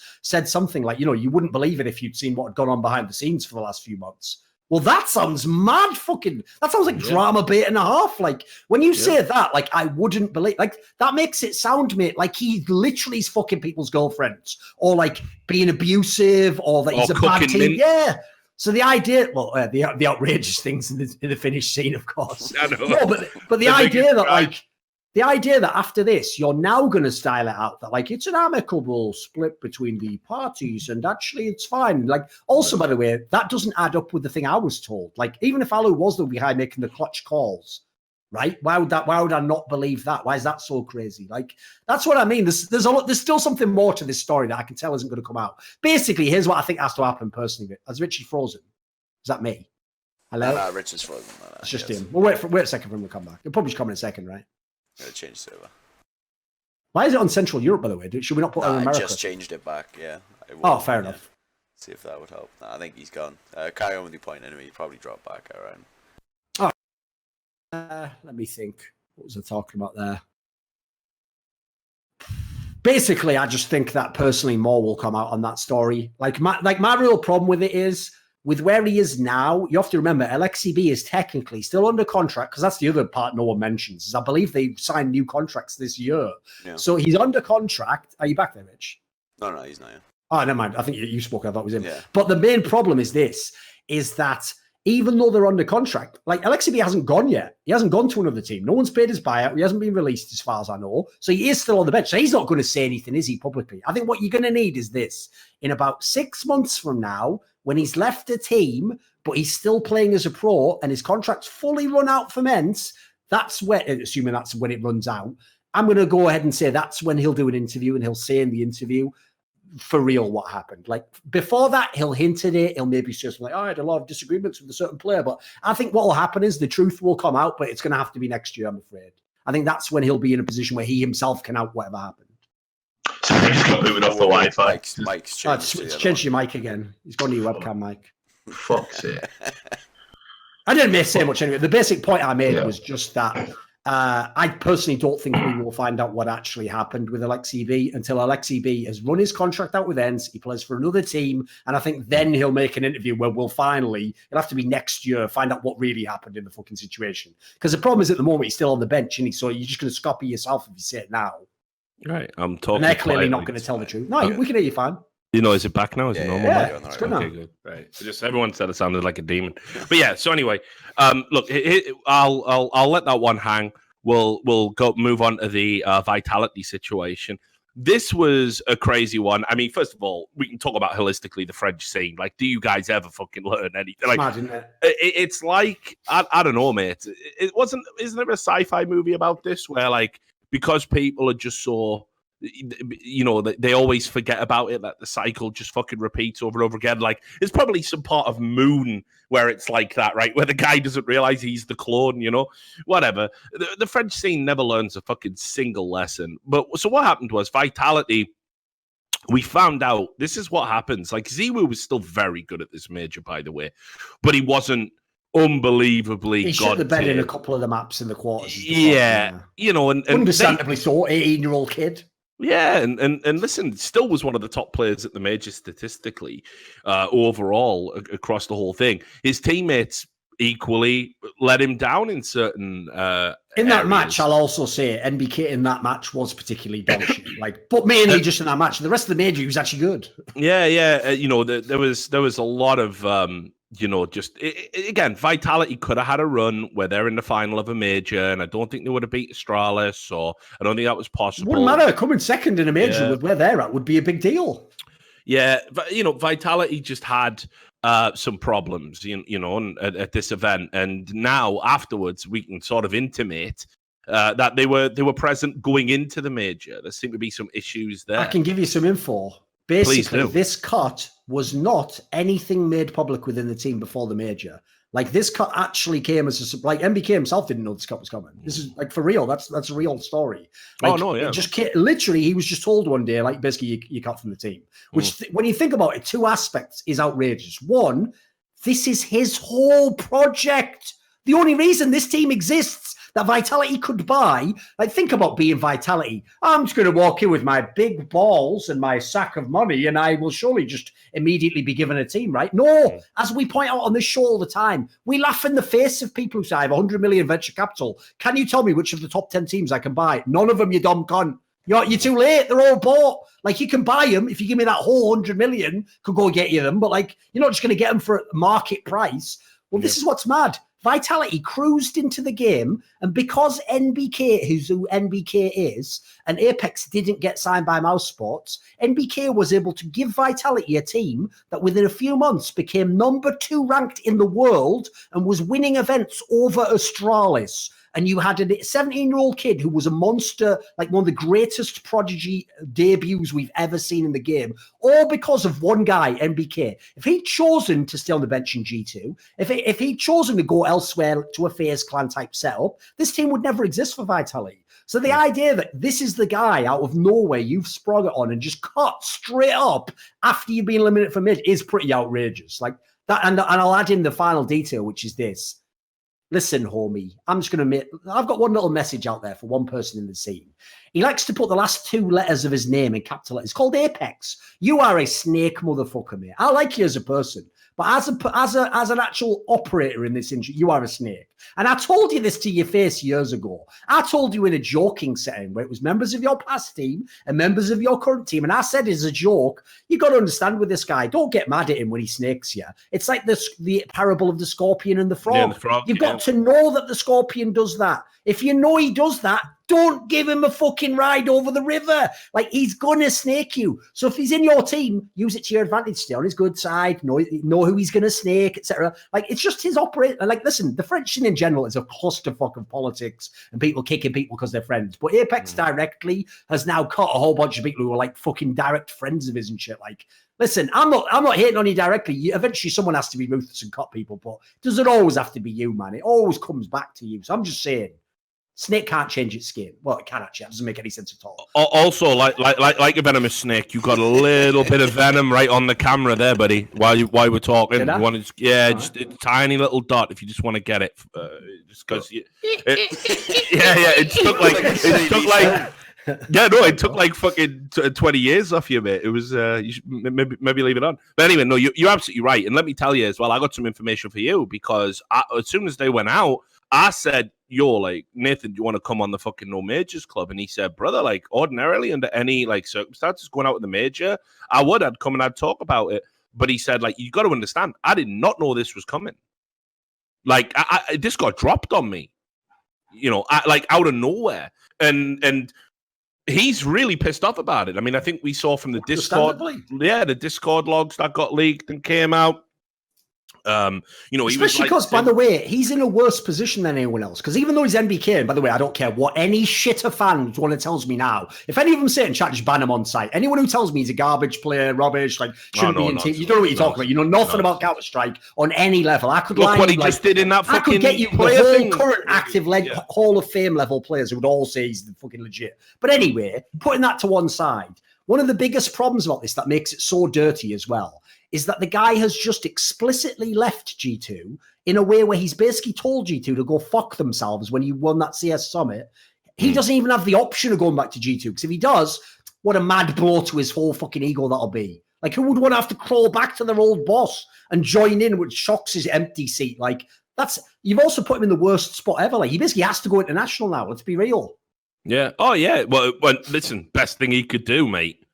Best thing he could do. Yeah, of course. And he should be in a FaZe Clan. I've told people this for years. Should be just like him who gets the big money. Well, no, I think it's coming now. I think he's realised. I think you have to understand Nathan's a bit more of a pragmatic kind of French player in the sense that when he was a kid, he wasn't like the others in the sense that it's like, oh, hey, we'll just cruise through speaking French and not being able to do interviews.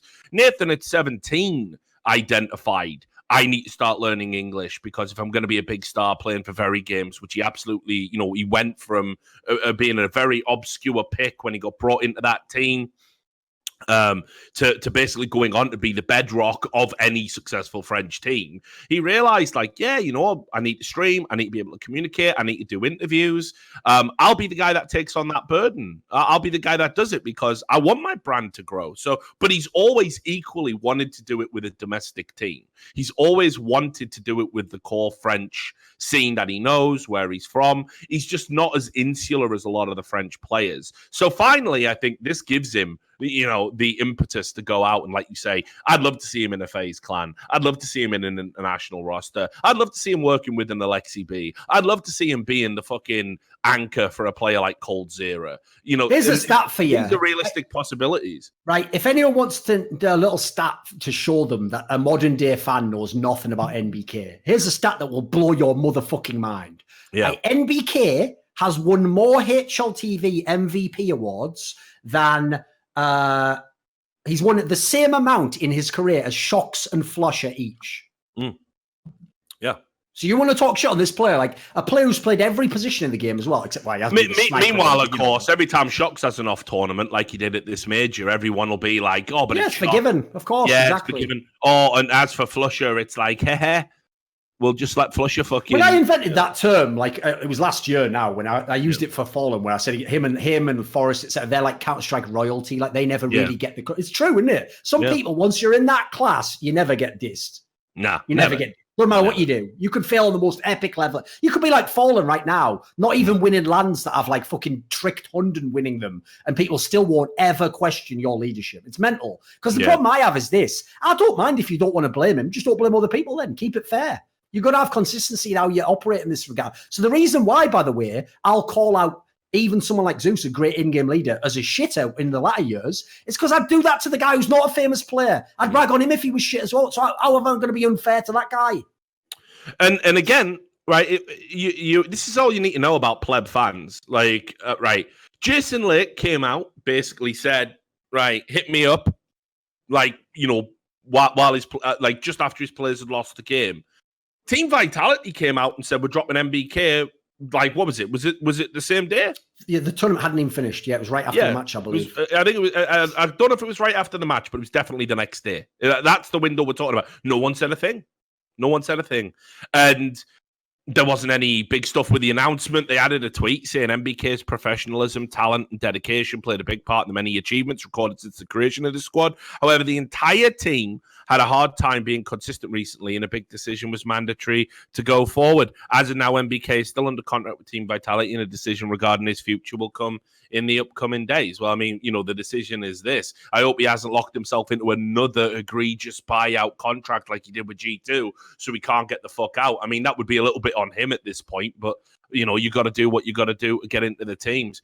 But absolutely ridiculous. And then you get the news like, oh, I wonder what could be happening here. That G2, who also had a disappointing major, especially with that like embarrassing defuse situation that arose when nobody defused the bomb to basically lose a game, which, by the way, looks unbelievably like they were just fully checked out at this major and wanted these changes to happen or whatever.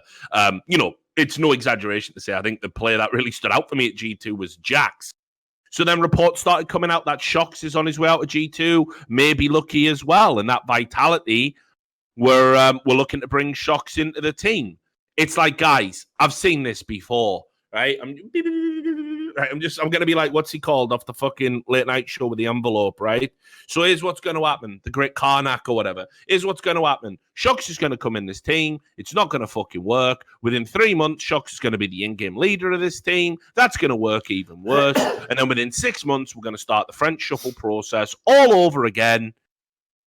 what are we doing here? How many times are we going to turn to these players as the answer to give your team a shot in the arm, and it just doesn't ever stick? It just doesn't ever land. Let's be real. We've already had the French super team with G2, and it was shit in comparison to even the new wave of G2 and Vitality. So why are we mixing it up again? Why are we saying that, oh, this time it's going to be different, this time it's going to work? Shocks can be the answer to fix your problems. Nah, guys, like, this is not the play, like, at all, in my opinion. And I don't know, dude. I don't know what you make of it. I also don't know what G2 are going to do. G2's in a bad spot because, as I implied, for both G2 and MBK, the worst part about the timing on all this is if what had happened last year wasn't the case, the move's obvious. G2 just takes MBK and they start working with their new lineup. Problem solved, right? Everyone just makes the best of a bad situation. But as you've just seen, for both G2 and MBK, it doesn't make sense to join together now. Like, in light of what just happened to you both this year and last, like, your entire, like, 1 second before MBK was fired, he would have said the team he hates the most in the world would be G2, wouldn't it? So, like, it doesn't make any sense to bring him in now. Obviously, and also, by the way, probably established a terrible atmosphere within the team that we just had to pick up the guy they kicked, and they've taken not literally one of our best players, but one of our biggest names, let's just say that way. No, my biggest issue with all of this is, like, first of all, it establishes what I told everyone years and years ago. That's why I posted that old article on Twitter like last week or something, which is, MBK was the kingmaker. He's the guy where if you have a group of people, like Game of Thrones style, he'll influence the right people this way and that way, and he'll have the final say on who joins. It's MBK's the kingmaker, but this is fucking Shox' world. The French scene is Shox' world. Whatever Shox wants to happen is what happens in his world. Not always, as in he could, like, get control of a team for some months, as you said, and eventually he might get kicked or they might overthrow him, but they always let him have his way initially. He gets to be the guy who decides, I'm going to be in-game leader, or this guy's joining as in-game leader, or this guy's getting kicked. Like, he gets, because he's got the right combination of, he was a really skilled player, which people respect. He is a winner. And then thirdly, I'll give him credit for this. As much as I don't agree with most of his decisions, he's someone who's willing to act on his decisions. There's so many people in the scene have all the great ideas. They just have their pussies. They'll wait for this guy to suggest it. Oh, unless 3 people are on with me, I'll just say no and won't do anything. That's a lot of the French scene, by the way, because it's so politically driven. You don't want to be the guy who comes out in the room like, I think we should kick Bill. And then they're like, but wait a minute.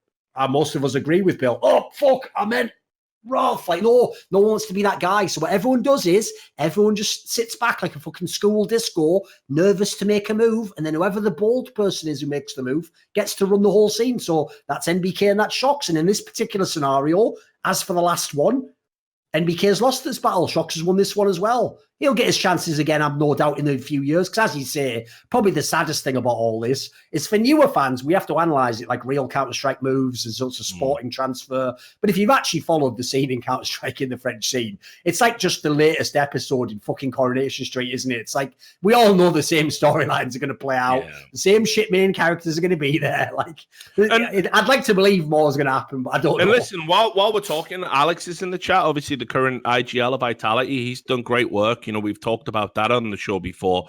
You know, there is a real concern because, again, maybe he's not been around this before because obviously he's from the UK and he's just finding out about the wonderful ways of the French scene. When you bring Shox into your team, you're bringing in a guy with, you know, incredible talent, but honestly as well, a little bit of diva tendencies. He's got diva tendencies. And when, you know, like, it'll be Alex that gets cut off at the knees because every time Shox has ever said to an org, hey, I don't respect the in-game leader, I'm going to have a go at in-game leading or I'm out, they let him do it. And he's been allowed to do it every time. And unfortunately, brother Alex, even though you've done a great job at Vitality, that won't count for shit because you ain't got Shox's clout. That's just how the business works. So, you know, I think this is a big risk for you personally. I hope it does stick the landing for your sake. But yeah, as you said, let's get you on the show. Let's do a proper interview about it all. Let's have a talk because you're a good guy and you've done great work and you deserve respect for that. By the way, for people who will be confused, again, because I always say in the French scene, like, it's got a different vibe as to how they pick the players and stuff. The problem if you're a fan who doesn't follow French Counter-Strike is you're going to be thinking to yourself, look, MBK wasn't like a great player in Vitality. He was obviously playing like not the greatest roles, etc. But you'll think to yourself, why was he the one that was kicked? Like, it was going to be logically, as I've just said, if you know the way Apex runs shit, and the fact that Alex is the in-game leader, it had to be RPK or MBK, right? And even though to you or I, if you look at their games, it's not even a question. I'd cut RPK tomorrow in an instant. I'd say, go off to the Hall of Fame, mate. You're a great player, but your time's done. Like, you're not playing in the number 2 team in the world. The problem is this.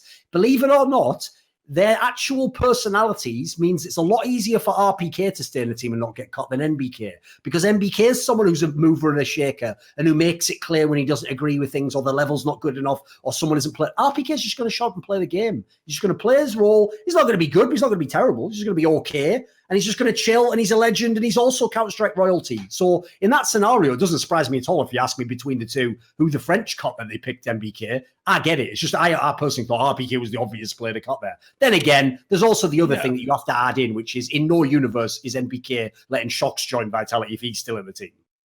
I mean, listen, I agree with you. I felt that Vitality disappointed at the major, but, you know, I was giving them the same leeway I gave Team Liquid. Play a break. And as I said, when the French have I'd give them a little bit more time to see if this is people don't realize historically, right? When the French have a player break, they really do have a break, mate. It's not like, you know, when Team Liquid said, "Oh, we had a player break," they didn't fuck off back to their vineyards like drinking. As far as I know, Elise still had like max hours in CS:GO or something. That means they're still playing the game, just not together. The French just put their fucking tools down. They go out and enjoy the sun and have a party, you know, drink some wine, have some meals, you know, hang out with family and stuff.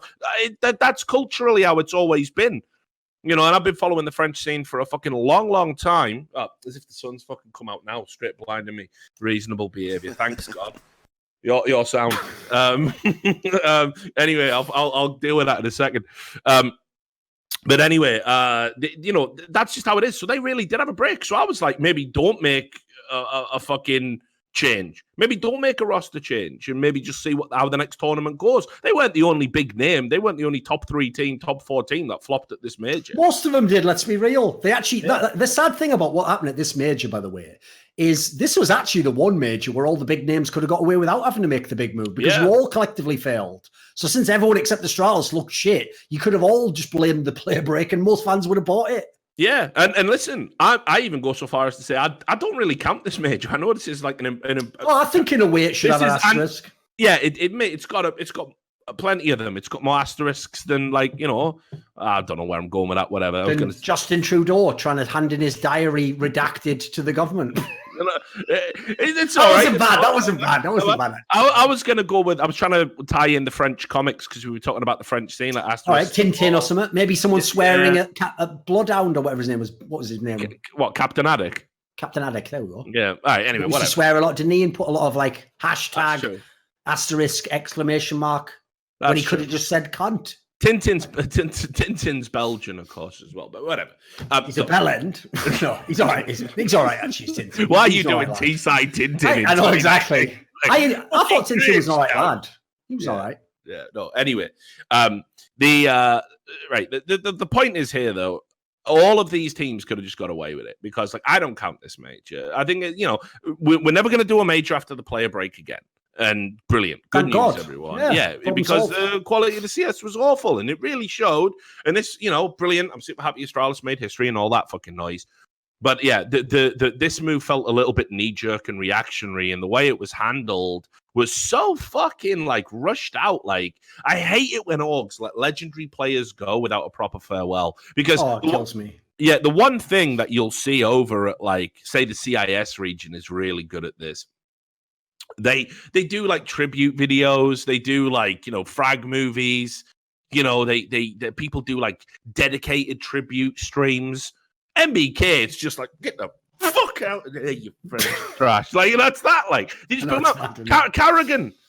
You know, another guy. Like, oh yeah, you're all a famer. Fuck off, jog on, mate. There's your P45. You know, and it's like, fucking hell, guys. Like, again, remember, these players are already in their late 20s. By the time they're in their 30s, they're going to be really winding down on their career. Who knows how many roster moves these guys make? Please treat them with a little bit of respect.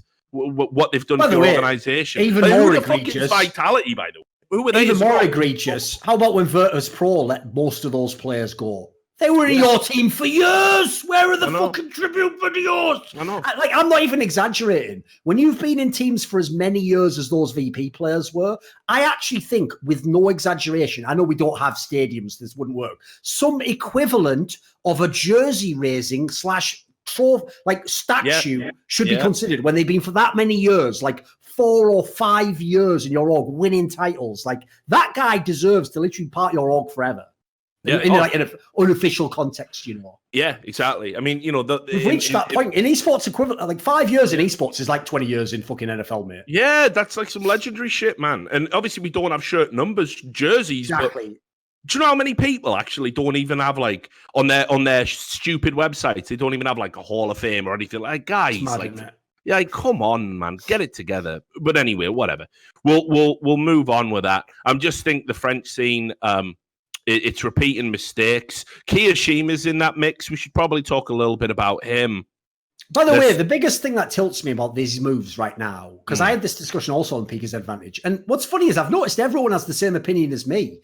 If you wanted to do a French shuffle like they did back in the day, where the whole emphasis of every other French shuffle was let's make the best team possible among the players who want to play together, right? That was the two criteria. And from that, the Venn diagram would be whoever became the best team, LDLC, Envious, Vitality. That's how you made those teams, right? You could do that right now. But the most bizarre part is you wouldn't make either the G2 or the Vitality roster. You'd actually take probably most of the G2 players, because you'd want like Amanek, maybe Kenny S, their obvious pickups. Yeah, you'd want Ziwu. Maybe you'd want MBK. You'd want Alex. You'd actually want, again, a real shuffle. So the idea of like one player change for Vitality and two for... And these moves aren't good enough. Like, if you're gunning for it all... no offense, Vitality. I don't think you've made the move that you needed to get to number one, mate. That's not enough. Yeah. What? Shox, who hasn't come back yet, is your big play. The fuck is that? I know, it's crazy. Underwhelming. But like, Kio's in the mix, and we still don't really know. I'm trying to think where it is, on the latest where he's going to be. It was implied before that Vitality was picking between Shox and Keo would be the cheap option. And so if they've gone with Shox, the implication is Keo's not on the menu anymore, and therefore G2 is probably going to be the team, right? Yeah, but so G2 might be the team, but then not necessarily, because Ocelot was talking to the crazy players. So nothing has been decided with Kiyoshima yet. There's a lot of people that say he carries a lot of baggage. Now, I'll give some insight into this. I think Kiyoshima back in the day probably all right, no probably about it. He definitely raised a few hackles, let's say, and pissed a few people off. And it's 2015, so we can all laugh and joke about it now. We kept it under wraps for all this time. Like, obviously, I've talked about the time he confronted me in the lobby at Cluj-Napoca and was getting very aggressive after a few drinks after they'd gone out of the tournament, if I remember rightly. But they won that tournament. That was the major they won, believe it or not. Oh, yeah, that was you're right. The idea, rather than be off in the nightclub somewhere, he's just arguing with you in the lobby. It's like, that's why it was so that's right. It's like, you won the tournament, Dafcon. Can you fuck off? Yeah, he did go a bit mental, that one. But anyway, the reality is what he was pissed off about was the fact that, on By the Numbers, we'd said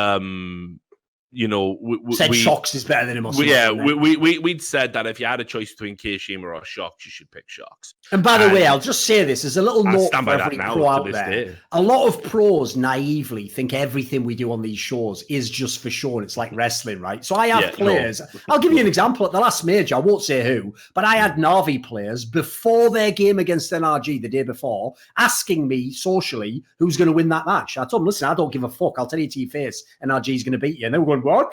How can you say that? I was like, listen, I don't care. I'll see you tomorrow. Let's see who won. And by the way, a little bit more sheepish the next day when I met him. Don't know why. Yeah, always. So, players think if they approach us privately that we're going to be like, sorry, mate, I know you are, but it's like, come on, Kiyoshima. You're really pushing the boat out on this one. What I'm going to say is Shox. This is in 2015, by the way. Shox still a fucking brilliant player back then. Yeah. I'm never saying you're better than Shox. Yeah, I mean, it was. Give me a break. It was just a strange situation, and he said that the reason that we would think this is because we didn't know enough about what went on when Shocks was in a team. And the dynamics of them in the team, exactly. Yeah, exactly. Now, listen, the one thing we will never have genuine insight into on this show is team dynamics, because obviously we're not players on those teams. But we hear things from players, which obviously going to be heavily skewed towards their version of the truth. And if we hear enough things, we can make a ballpark assumption. But that's all they're ultimately going to be, and we're very clear about that. So I totally get what the point Kiyashima was making. But the reality is, even if Shocks is an arsehole, I'll take a really, really good arsehole over a mediocre nice guy any day of the week. That's how I'm rolling on my teams. Maybe that's not for everybody. That's how I definitely would roll. Bring me your excellence, and I will try and work around your personality. Unless you're Antonio Brown, then go fuck yourself forever.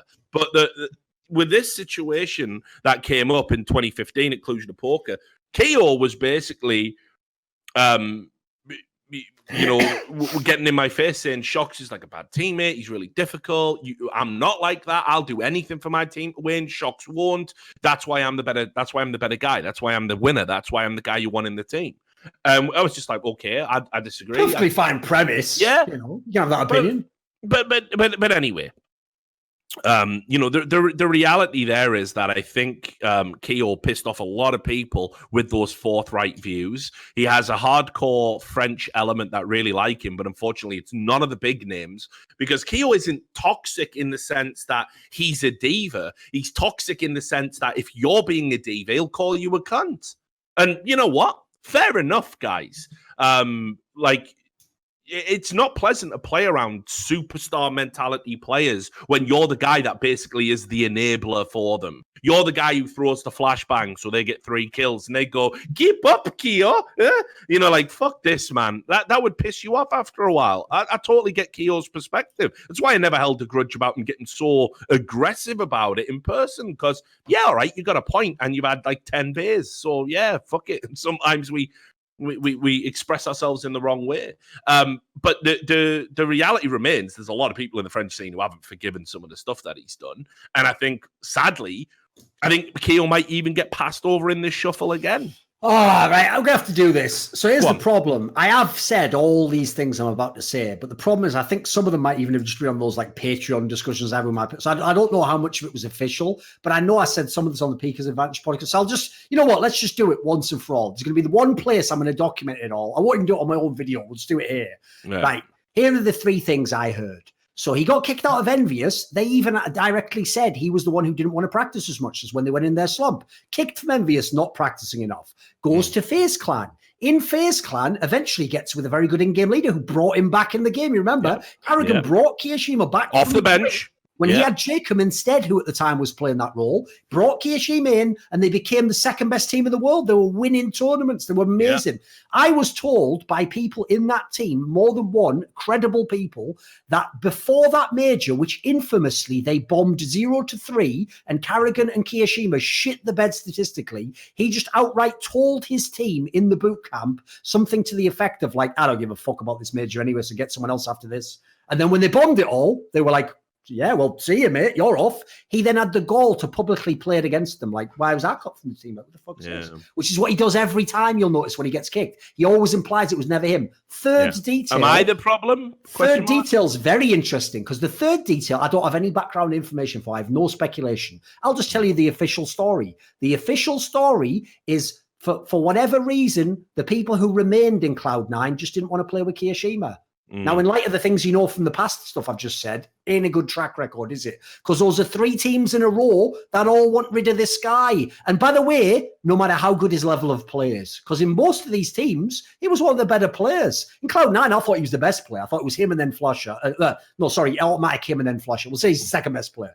I thought in FaZe Clan, he was a pretty solid player, actually. I thought he was actually doing a very good job. And in Envious, yeah, he was playing bitch roles, but he was doing a decent enough job. So it was never play, actually, the gun kick from any of these teams. So as far as I can tell, there's 2 main problems here. One, everyone else in the scene has heard these stories. It's just that he's never, ever addressed them And so because he's never addressed them, no one believes he's learned. Everyone thinks the baggage is still there. So that's all I know. I don't know anything more than that. I don't know if maybe everyone else doesn't give a fuck about this. But when someone's been as unlucky as him, and then I know those few things, it's like, mate, what do you expect? Like, if those are the main stories everyone's hearing, you sound like cancer. Yeah. I mean, I'm not hating on you, Yeah. And listen, I think he's definitely a good enough player to be in the top team. Of course. I don't think he's as much of a train wreck as those stories might lead people to believe. I'll even say, if you look how many years this guy's played, his actual level of play is pretty consistent. Like, he's never a bad player. He's certainly a guy with talent, clearly. Yeah, absolutely. And the sad thing is, like Richard was saying, on a personal level, he's absolutely fine. He's not a guy who has a massive ego, by the way. That's the bizarre thing. Like, these moments, to me, I have to say, seem like outbursts. It's just the problem is, those moments, like when I was telling you the story here, if you're a random person who've never heard those stories before, they sound really bad, right? That's the problem. The optics on them are so bad. And then you're not just doing it once and then like coming in an interview like, listen, I fucked up in Envious. Well, they should have cut me, but I've learned my lesson. You never do that. That's the problem. That's what I believe has killed him. And by the way, I won't go into this much, but I have tried to help him on that angle and tell him basically, with nudge, I'd just come forward with this shit, man. I'd just say, I fucked up a year ago in this team, and here's what I did. Because if you do the mea culpa, that's the way, at least publicly, people think you've moved on and there isn't baggage, right? At least do it publicly for that reason. Send a message to the scene. Well, and it works in the court of public opinion because everyone's a moron as well. Like, just by coming out and saying, hey, listen, guys, like, that was the mindset of that crazy CEO. Yeah, I owe these players 20 grand. And everyone went, wow, it's so good of him to admit it. It's like, fucking hell. Like, what are we doing here? People are just idiots. Like, if you just hold your hands up to any mistake, because we exist in a time where, the cult, like with cancel culture being the whole thing, like if you try and get ahead of it and you apologize for everything in advance, like people will go, oh, well, yep, okay. It's only if they discover it and think you haven't atoned that they'll really give you a needle. Yeah, people will back you for that. So he definitely should have come out and addressed some of this shit. But the bottom line is none of this stuff should be keeping him out of the team in 2019. And for me, if he went to G2 or Vitality, either one, I think he improves both of those over the players he would likely replace, which would be like a Lucky, for example, in G2, or an RPK in Vitality. All of these teams could use him in the French scene. Yeah. He would be a good addition to all of them. I'll even throw in a third issue, that if you're Kiyashima and you watch this and you're mad about me revealing all that shit before, I'll tell you another reason you probably haven't thought of that actually probably does play a part, even though, listen, by the way, I don't think it should play a part, which is this. If you ever appear to not be practicing enough, or people think you have a bad attitude, and then at the same time, it's very well known you have a very attractive model girlfriend, people are going to hold that against you, mate. I'm sorry, they are. Yeah. They're going to go, wait a minute, he's not playing enough, but he's off with his girl, or what the fuck? He thinks it doesn't matter the major. They're going to think that that's part of it. So even though I wish that wasn't even something we knew, mate. If I know that will play into other players like looking down on you. I'm sorry. Not just that as well. Though. It shouldn't, but it does. It's the jealousy, right? Like it's the fundamental jealousy. Oh, he can be a pro. Oh, he's got an attractive partner. Oh, fuck this guy. People do tunnel in and hate you. Yeah, of course. Obviously they do. It's like what happened with Draken. The real thing that turned all the fans on Reddit against Draken wasn't his play, which I thought wasn't that good. It was that everyone found out he's like the son of a rich guy in Stockholm. Yeah. So everyone was like, oh, he's the bad guy in an 80s movie, the rich kids. Like everyone just typecast him instantly. He was mental. He hadn't even done anything. Because people are morons and lazy and they just want easy storylines fed to them without any context or nuance. And, it's like I said, it's like when you get a front page Reddit thread, Stunner slurs one word at like fucking 9 a.m. when he's probably still tired and had about 4 hours sleep. He's drunk. People upvoting it. Yeah, I saw on the Instagram that Smix was out drinking with some CSGO people. And even though Stunner wasn't in any of those pictures, I'm sure he was drinking with fuck me. You people like you would just fucking scum. There's just no way about it. Honestly, you're the kind of person that makes me think, yeah, Thanos had a point, actually. You know what I mean? I'll take my chances. Anyway, so we'll move on. Next story, let's talk about FaZe on the Rostermania block. Obviously, lots going on with FaZe. We still haven't got any clarification. Here's what we know for certain. Right. FaZe, Neo is out. He wasn't going to stick around. I don't think that surprises anybody. Interestingly enough, statistically, he was decent at this major, but he still had some rounds where it was literally like watching, I don't know, fucking House from fucking Fallout New Vegas trying to actually use a mouse with his limbs. The reaction time was slow. There was so many impactful rounds that he fucked up and lost. Bad times for Neo. Not, and again, every time time he turns up and plays, he's just harming his legacy. And he's saying now, I think, that he still wants to play some more. And it's like, when do we put a pin in this? But whatever. But he's out at FaZe. And then we start looking at, well, who are they going to bring in? So obviously the usual leaks are happening. People are getting the practice servers. And they've been playing with coldzera. And of course, Nico's been out there like, hey, look at me and my bro coldzera. I can't wait for that relationship to go sour. I can't wait for 1 year from now, coldzera to be doing interviews. Man, I should never have played with that Nico, man. He is an asshole, man. Now give me my human growth hormone. Oh, and remember... Do you know the dirty move they do in the modern day is like, everyone by default in the modern media world has become Stalin and just deletes the old photos of their old boyfriend or whatever. They like 100%. Like, 100%. I don't know why, because it's so egregious that all of a sudden there's no photos of them anymore. Like, what? Yeah. Why they just don't exist anymore? Yeah, exactly. They've just gone. Like, coldzera is just not in them anymore, mate. I never had a boyfriend. What are you talking about?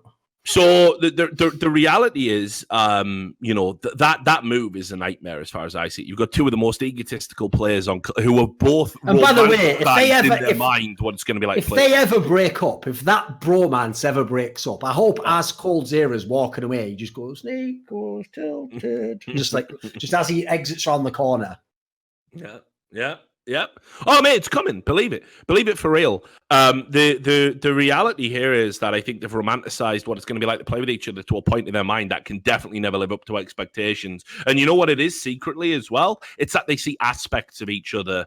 It is the purest form of narcissism. I can only be with friends that I imagine are like me. But to me, go on. No, I was just going to say the problem with that philosophy is when you're a narcissist, you always believe that you're the original and they're the copy, right? You always believe he's like me, not as good as me, but almost as good as me. And that's brilliant because he's like me. I love me. That's like how narcissists fucking think. So the idea that it's like, oh, hey, it's going to be like playing with a clone of me. Yeah, a clone of you is the person you would hate the most. Exactly. You're a narcissist, you mad cunt. Yeah, the biggest problem, I think, is that what these people don't realize, because this reminds me of like how obviously all celebrities are. They all have celebrity mates and they're all sucking each other's dick metaphorically, like, oh, look, it's me brilliant. Not always metaphorically. Me and my mates, we're out here, whatever, right? But the problem is, the difference is they're only friends with that guy. Like, you wouldn't want the two biggest ego rock stars to be in the same band at the same.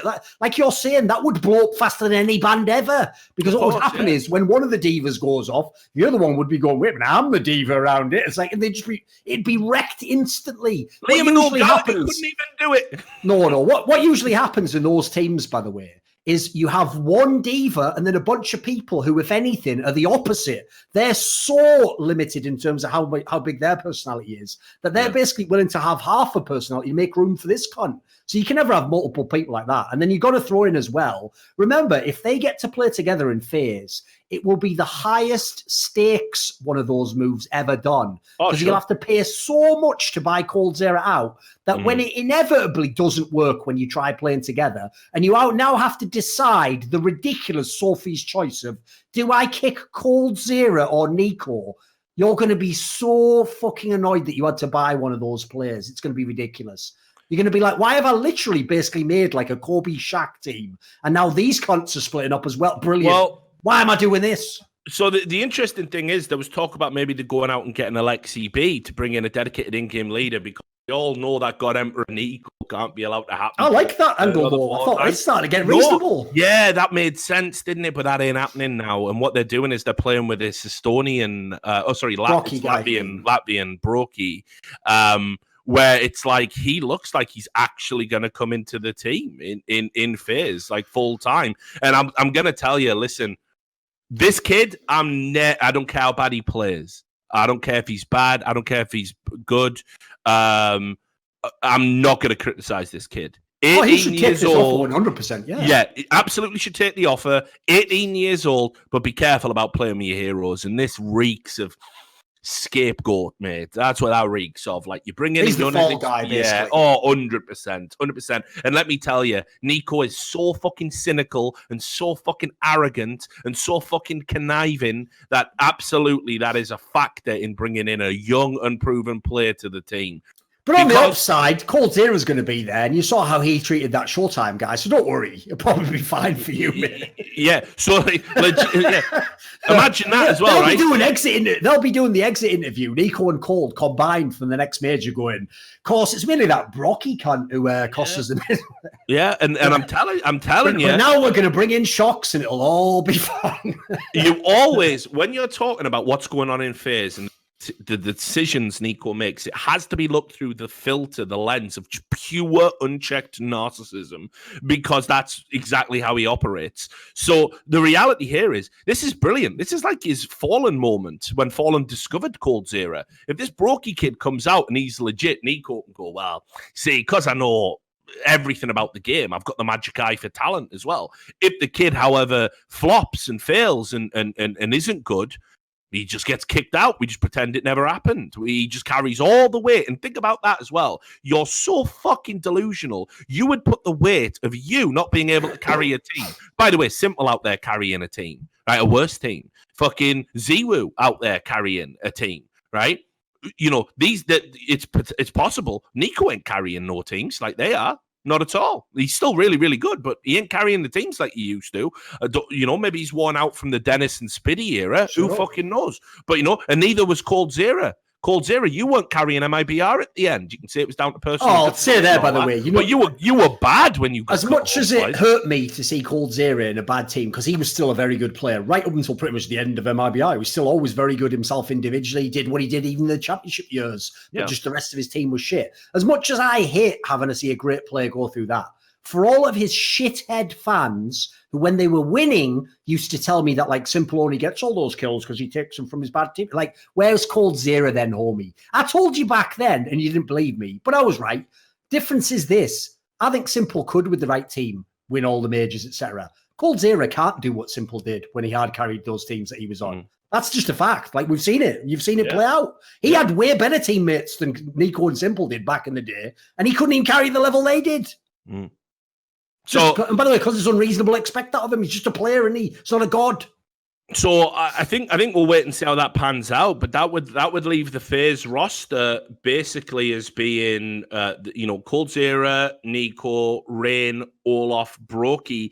It's good. It ain't great. It's not like the original announcement when FaZe should have been out there winning majors, and obviously it never happened. That was a better team at that time than that will be in this time. Now there's some positive signs. I mean, I think Rain, he was good this major. Nico, sure, he only managed a 1.00 rating at the major. Still decent enough. He's Nico. He's always going to be great. Olaf was the best player for them. And the idea if Olaf can even get back to 70% of who he was in 2015, now you're talking. This kid might not have a lot to do, this Brokey kid. But I've got to say, I've got my doubts, and I've mainly got my doubts based on internal stuff. I just think when the going gets tough, would I want to look over and right, we're in the trenches, we're fighting a war. I've got to, be willing to die for my brothers to get to this hill, to this objective, to take out the machine gun turret. And I'm like, right, guys, we got to do this. And I look around, and I got Nico on my right and Cold Zera on my fucking left. They go, yeah, we're right behind you, buddy. Good. I'm gonna get fucking drilled, and then just gonna be sat there going, daft cunt. So fuck that. Like, I wouldn't want to go to war with any of those now, guys. are you baiting him or is it me this round? Yeah, exactly. I wouldn't want to go to fucking war with either of those guys. I think they're all about their own self-interests. So there's problems in that team, and I don't think Nico's ever going to stick the landing as an IGL either, frankly. But I also personally see some potential danger in that type of a lineup because, listen, we'll obviously get to this when we talk about Na'Vi, but with Guardian being the player who's leaving their team, listen, Guardian wasn't very good this year for FaZe, but in the last couple of years when he played for FaZe, he was one of the clutch players in that team. He was a player actually you could rely on in a big game. So losing a player like that, I know you're getting Cold Zera, so that's fine, but you're still going to miss something in that regard. Like the rest of the players in the team, I've seen Range take 6 months off and do nothing. I've seen Olaf Meister be terrible at the IM kind of Katowice majors. So definitely don't take for granted FaZe Clan is still deceptive in terms of the names. Like, I've got to see this team play before I believe they're going to do anything. Yeah. Well, let's get on to Na'Vi. Obviously, I want to just clarify a few things. The speech that I gave on the last episode of By the Numbers caught a few people off, where it was like, oh, you're just focusing on all the bad stuff about Zeus and calling him a cunt, and it seems a bit unreasonable. He said he was a Hall of Famer. Yeah, he is unquestionably a Hall of Famer. There's a few points of information people don't know because they weren't around or they've forgotten it or, it escapes their memory. In the legendary Na'Vi team in 2010, Zeus was not an in-game leader. It was Starix, right? No, he was the in-game leader. I didn't think he was the in-game leader. Starix only took over at the very end for like a couple of tournaments. So Zeus was the IGL. He was. So Zeus was the IGL to begin with. Starix took over as IGL because Zeus basically was deemed by the players at the point to not be a good enough in-game leader, and Zeus wanted to reinvent himself as a player and get his fragging back. So he spent a period in 1.6 where he was not considered like, a top-tier IGL. It was a role he evolved into and then transitioned out of. Then at the start of CSGO, it was all up in the air. He said, I'll do it, right? So his in-game leadership has always been up and down from the perspective of players who've played on teams with him. And this is because of the style that I'm talking about, the drill sergeant style that he has, where it's my way or the highway and he shouts at people. And we were there in Columbus in 2016, where Flamey was sat out on the stage by himself after Zeus tore him a new arsehole in the fucking final against the Brazilians, where that team was played by problems because Guardian had a bit of effectively a fucking broken elbow essentially, and he turned his sensitivity up to 4 times what it is normally to try and play through the final. Zeus was basically putting a lot of pressure on Flamey and was chewing him up, and they all walked off, and Flamey was left on stage by himself as a young kid, right? This is who Zeus is.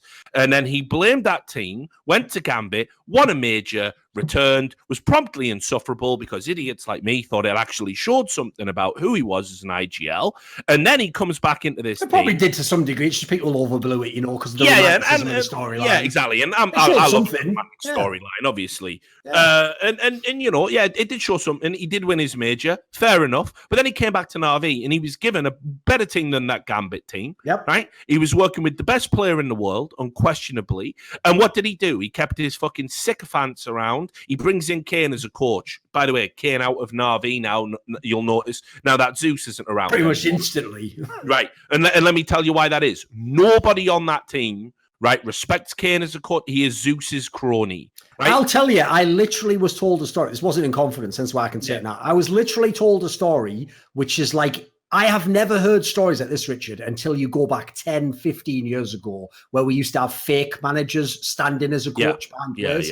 Yeah. It was on that level where I've heard stories that players in Na'Vi in official matches have turned around and said, shut the fuck up you're not the coach, basically, and they just kept talking. I've heard real stories, like credible stories that seem plausible. If you look at the way, and if you looked at the atmosphere, I would name names if I didn't like the coach. As far as I can tell, a lot of it, even those players, they just let people think he was the coach. Like, as far as I can tell, he was basically the demo analyst. He watched the demos, probably gave his own little insights. I don't even necessarily know he's a complete idiot, but as far as I can tell, he's only there because of Zeus. That is real. That's not just a meme from HLTV. Basically, having Kane in the team is what enabled Zeus' meathead philosophy of life to sort of just go up just enough so he could actually do some of the basics of in-game leadership. Because the idea that Zeus, a man who has spent his time, sure, he talks about, I'm not quitting until I win a motherfucking major. And I'm also personally enriching myself on every shady thing that's going on in the scene. He's the CIS fallen for sure. Yeah, there's a lot of similarities in some senses in that regard. Team ownership, endorsements, ghostwritten books. Everything. He had a finger everywhere. Yeah, gambling sites. When he's taking those pictures with his sports cars, guys, that's not just coming from prize tournament winnings. So just know that about him. And then on top of that, you're going to keep a coach around that offers nothing, just to, make it good for you, You keep Edward in the team, because his sweet bearded mouth is clamped around your dick all fucking time, right? And you've just played together for so long, even though it's clear Edward doesn't even listen to your calls, which should be the cardinal sin. Because the idea that Edward is ever throwing a tactical smoke or a tactical flash in a convoluted fucking, setup is nonsense. Because he would run in and die with full utility. Go measure it. Go watch some demos. But you kept him around because he's your boy. You had to have Kane. You had to have Edward. So to basically make you comfortable, you were happy to settle on the team being a shadow of itself. You were dragged along by Simple towards the end of your career. Personally terrible. At least God B used to deathmatch, by the way. He might not have ever delivered the big games, but at least he would put 4 to 6 hours of deathmatch in every day without fail. The difference between and I can say that because I've seen it. The difference between Godby and Zeus and MSL and all the other shit fragging in-game leaders is they can all go to sleep at night and go, did everything I fucking could. Practiced all I could. I just couldn't be better, Richard. That was the best I was. Yeah. Zeus can't do that. He has to go to bed at night if he had any fucking conscience and go, what was that about Simple's Prime? Who gives a fuck? Decided I was out drinking or something. Like, he doesn't give a fuck. Yeah, he doesn't. He could be a better player than this, I guarantee you. Listen, this is how I know it as well. Everybody knows he doesn't put in the deathmatch hours or whatever, and he doesn't even put in the hours of demo review because he's got Kane for that. He's out there living his fucking life, living his fucking movie, spending all the money he's made. And then just as a final point, you know, people trying to make out that Zeus always took the hits for the team and his stats suffer because he doesn't give himself good positions. How on earth can you fucking credibly say that when we know that if there's one AK available, he'll take it? If there's one AK available, he don't give it to the best player in the world. I'll have that one because I'm so fucking shit. It's the only thing that gives me a chance of a kill. You might bang 3 heads off with a deagle and we'll still lose the round. That's how he thinks. The selfishness of that. The famous person who made this argument, like actually catalyzed it on Twitter, was Maniac, right? And I obviously pointed out at the time, it's pretty rich that Maniac could be the one to say this in like who he'd have been in his teams. But you know, Maniac said, because obviously the reason I'm using him as an example is he didn't put any spice on it. He just said it in a very frank manner because he's a very polite guy, right? He basically just said the logic is, you know, Simple will do better with the deagle in a round and Zeus with an AK than reversed. If you give Zeus the deagle, he's not going to get a kill, is he? I would just have said this. I get that if it's Nico and Mouse Sports, right? They're a terrible team. I don't understand how you can then not have the follow-on thought. Wait a minute. Why do we have a player on our team, who's worse with a fucking, who literally other players in the team are better with a pistol than he is with the main gun? Like that should be something that should be coming up. But then again, if you had the coach on your side and the org on your side and you ran the whole thing, it's never going to be a question, is it? It's never going to be something that comes up. So when I went on that speech about being a cunt, understand, right? What I'm saying is he's just unbelievably selfish. And he is basically dined out on Na'Vi because Na'Vi is that just basically, they just care about presence in the CIS region. Excellence has been something that's been incidental. You know what? This might sound weird. Time. One area I'll come down on Zeus's side on is this. If he wanted to do this, right, listen, it's still an incredibly selfish thing to do.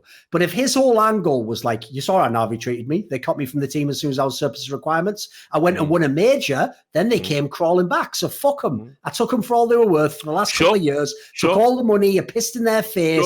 Still got some major finals. I said, you know what? At the end of it, I did it my way. You know what? In its own way, I almost fuck with that. It's just that the problem is not when you're the in-game leader, mate. Not when you're the not when you're the in-game leader, and not when it's Simple in the exactly. Because as you said before, even if someone like Zeus's in-game leader style, even if they think it's fine he has Kane, the fact that he kept Edward, there's another Fall Guy scenario.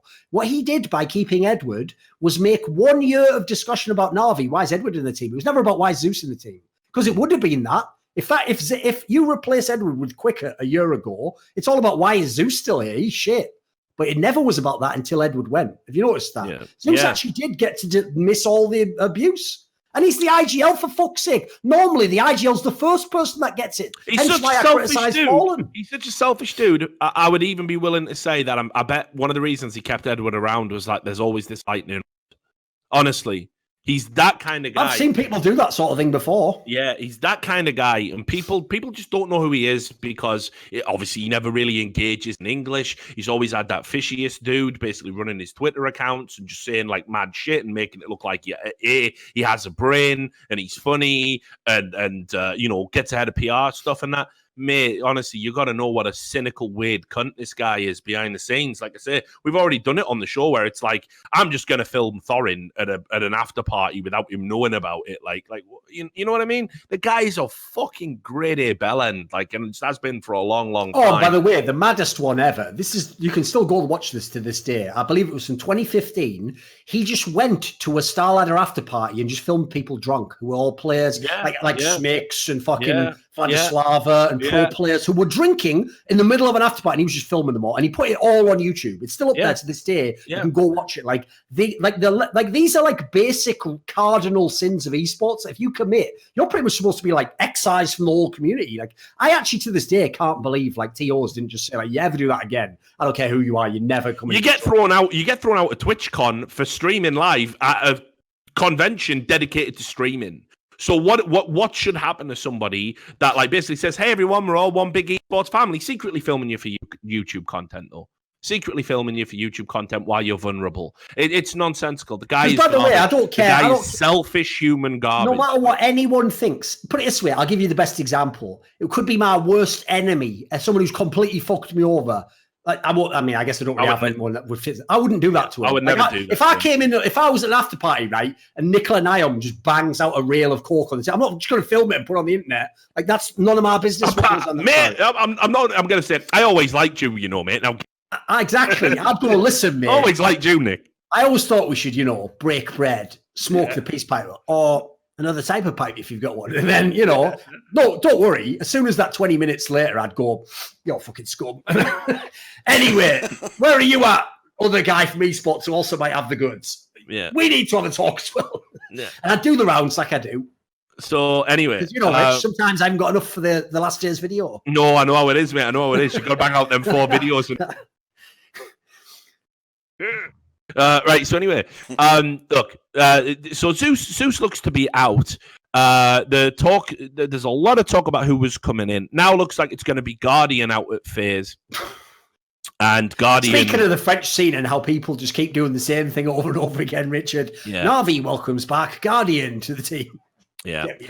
So basically, it looks like Guardian's confirmed. Sorry, so it is official. So Guardian comes back to the team, and it's an interesting move. I think Guardian winding down his career. I saw him either retiring or a move back to CIS. Navi's still a pretty high up team. Yeah. Gets to play with Simple. That's not being a semi-pro. Like I thought personally, Richard, like you were saying, I assumed personally he'd go to like Hellraisers or like a crazy type team and just chill and like play half the tournaments. If you join Navi, in theory, you're re-upping for another whole year.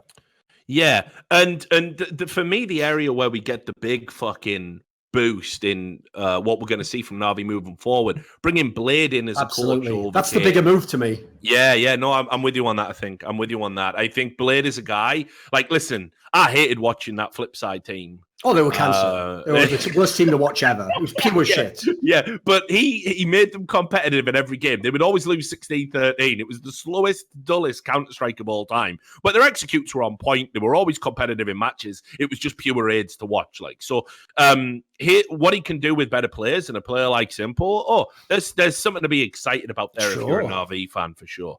Chad even had an angle that's fucking genius if you actually think about it. Yeah. So Simple was actually in Flipside before he came to the Hellraiser squad years ago. Flamey was in Flipside. It was called that team at the time before he came to Hellraisers, another team, Navi.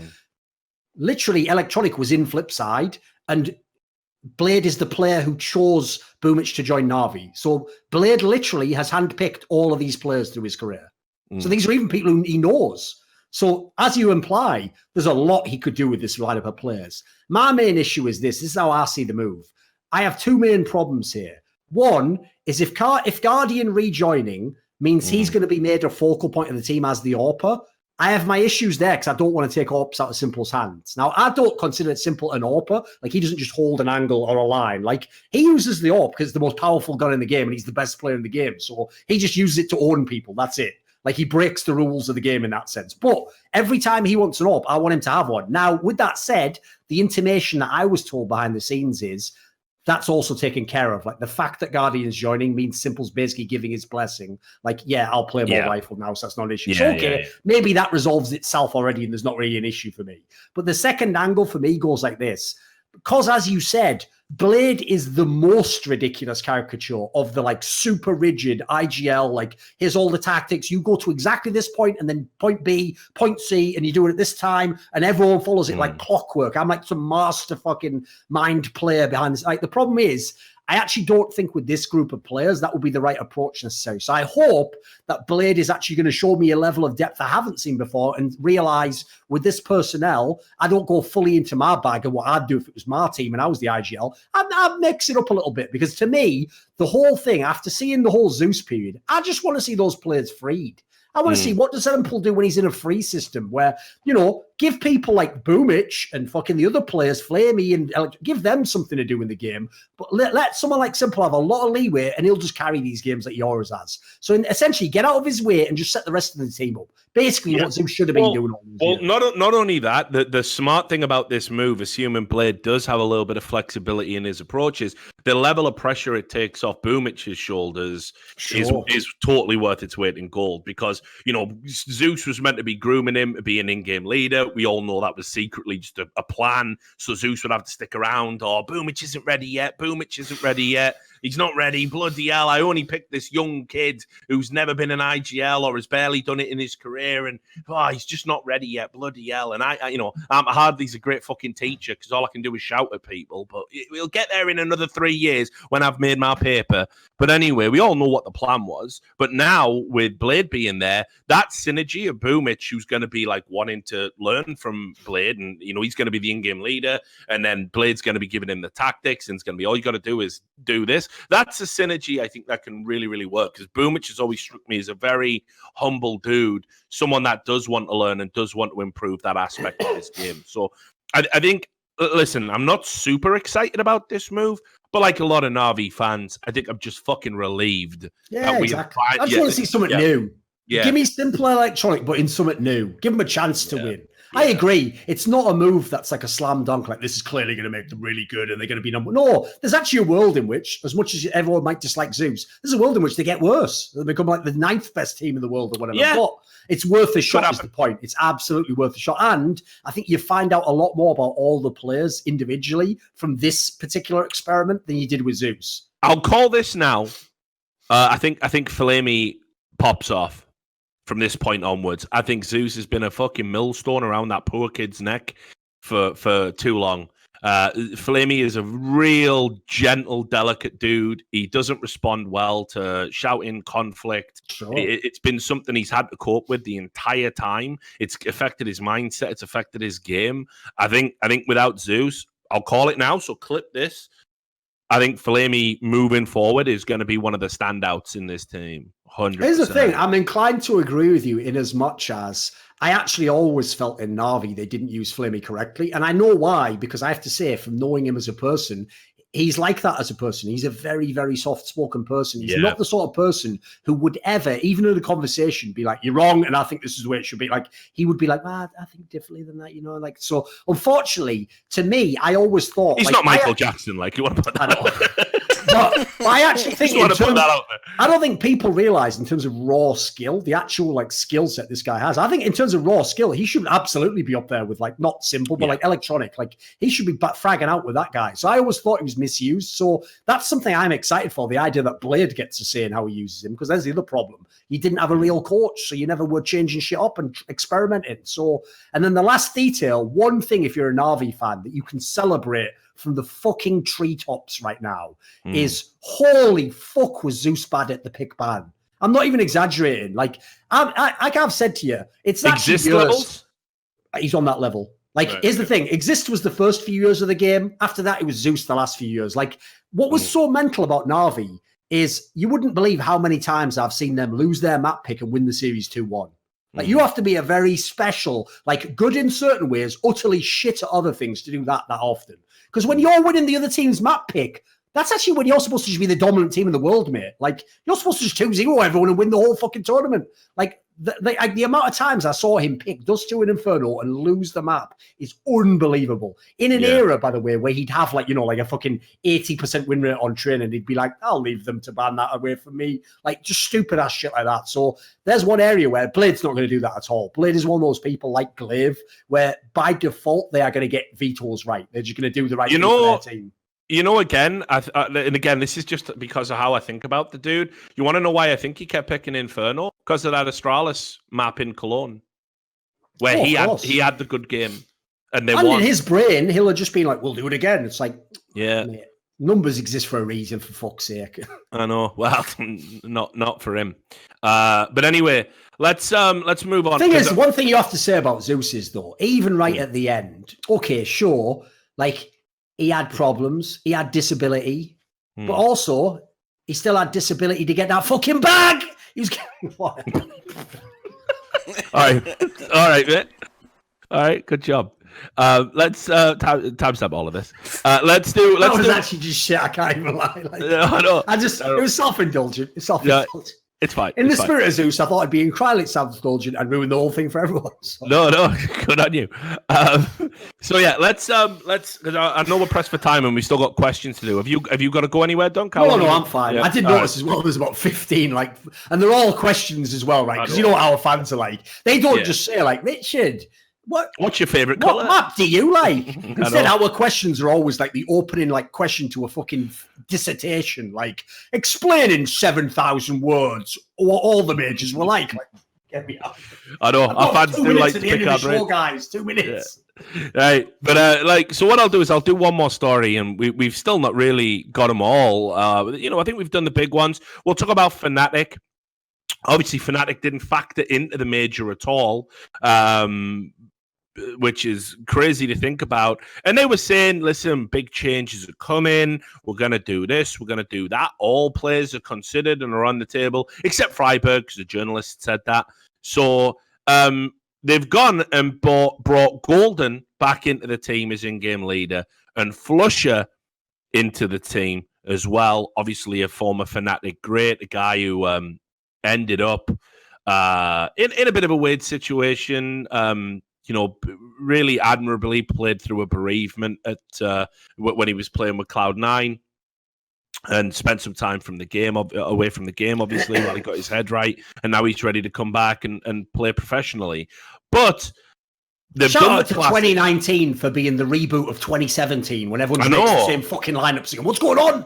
I know, it's crazy, right? But a few people, so some people have trying to correct me in the chat saying Golden is on loan. I believe technically he is, but yeah, I think technically, but I don't think. I think it's with a view to a permanent move. I think that's just one of those public things to basically get away from the fact that, from a fiduciary responsibility point of view, they're not selling the player. I don't think. Well, whatever. Anyway, who gives a fuck? The reality is, Golden and flusha are going to be the team moving forward on Fnatic, and they didn't announce that it was a loan. He doesn't have the word loan around his name, or temporary or whatever. He's in the roster. I loaned. Yeah, I alone, very alone. But anyway, so much to break down with this move because, first of all, right, I don't know if people remember, right, but let's go back to when flusha left the team. And I know it's always been sold that when flusha left, it was because it was all his choice. Everything was, he had no personal problems with his play style. There was no issues with the team. He just felt like it was a change. Well, those are lies because I actually went down behind the scenes, and I know this firsthand. flusha had some arguments with some of the other players, and there was some tensions, there. And then obviously as well, flusha wasn't the all-conquering player that we know he was capable of being back in the day. So obviously it was an amicable split. It was one of those where, flusha, we want you out. Flusha's like, you can't find me, I'll quit, So pick the bones out of that if you want. The idea about bringing him back now. By the way, just to tag on that for a second. Yeah. I won't even make a big deal out of this one, right? People saw what I said on Twitter to JW. I'll just say this. I'll leave this. You know what, Richard? I'm actually going to take the dangerous risk of trusting the viewers to actually make the right call on this one. So it could be very dangerous. They could fuck up the call. I'll just say this. Which do you think's more plausible, guys? That flusha himself came to Fnatic, apropos of nothing. They weren't going to kick him. They weren't going to fire him. And just said, I'd like to quit Fnatic because I'd like to go to North America and play in a failed Cloud9 lineup with a bunch, literally almost like some random draw of European players and a washed up NA player and one good NA player. I want to go and play in that team primarily at Blast Pro Series events and coming last place at any other events we qualify for. And then eventually I'll come back to this Fnatic team anyway later apropos of nothing again, even though, again, I actually quit your team because I didn't want to play for it for some reason. If you think that's a plausible scenario, have at it. You can just have at it. I'm not even going to argue against you. Enjoy your life. Go ahead and do it. Hopefully some cheating tricks you on some other stuff again in the future, and you end up bankrupt in the fucking gutter. Timestamp that.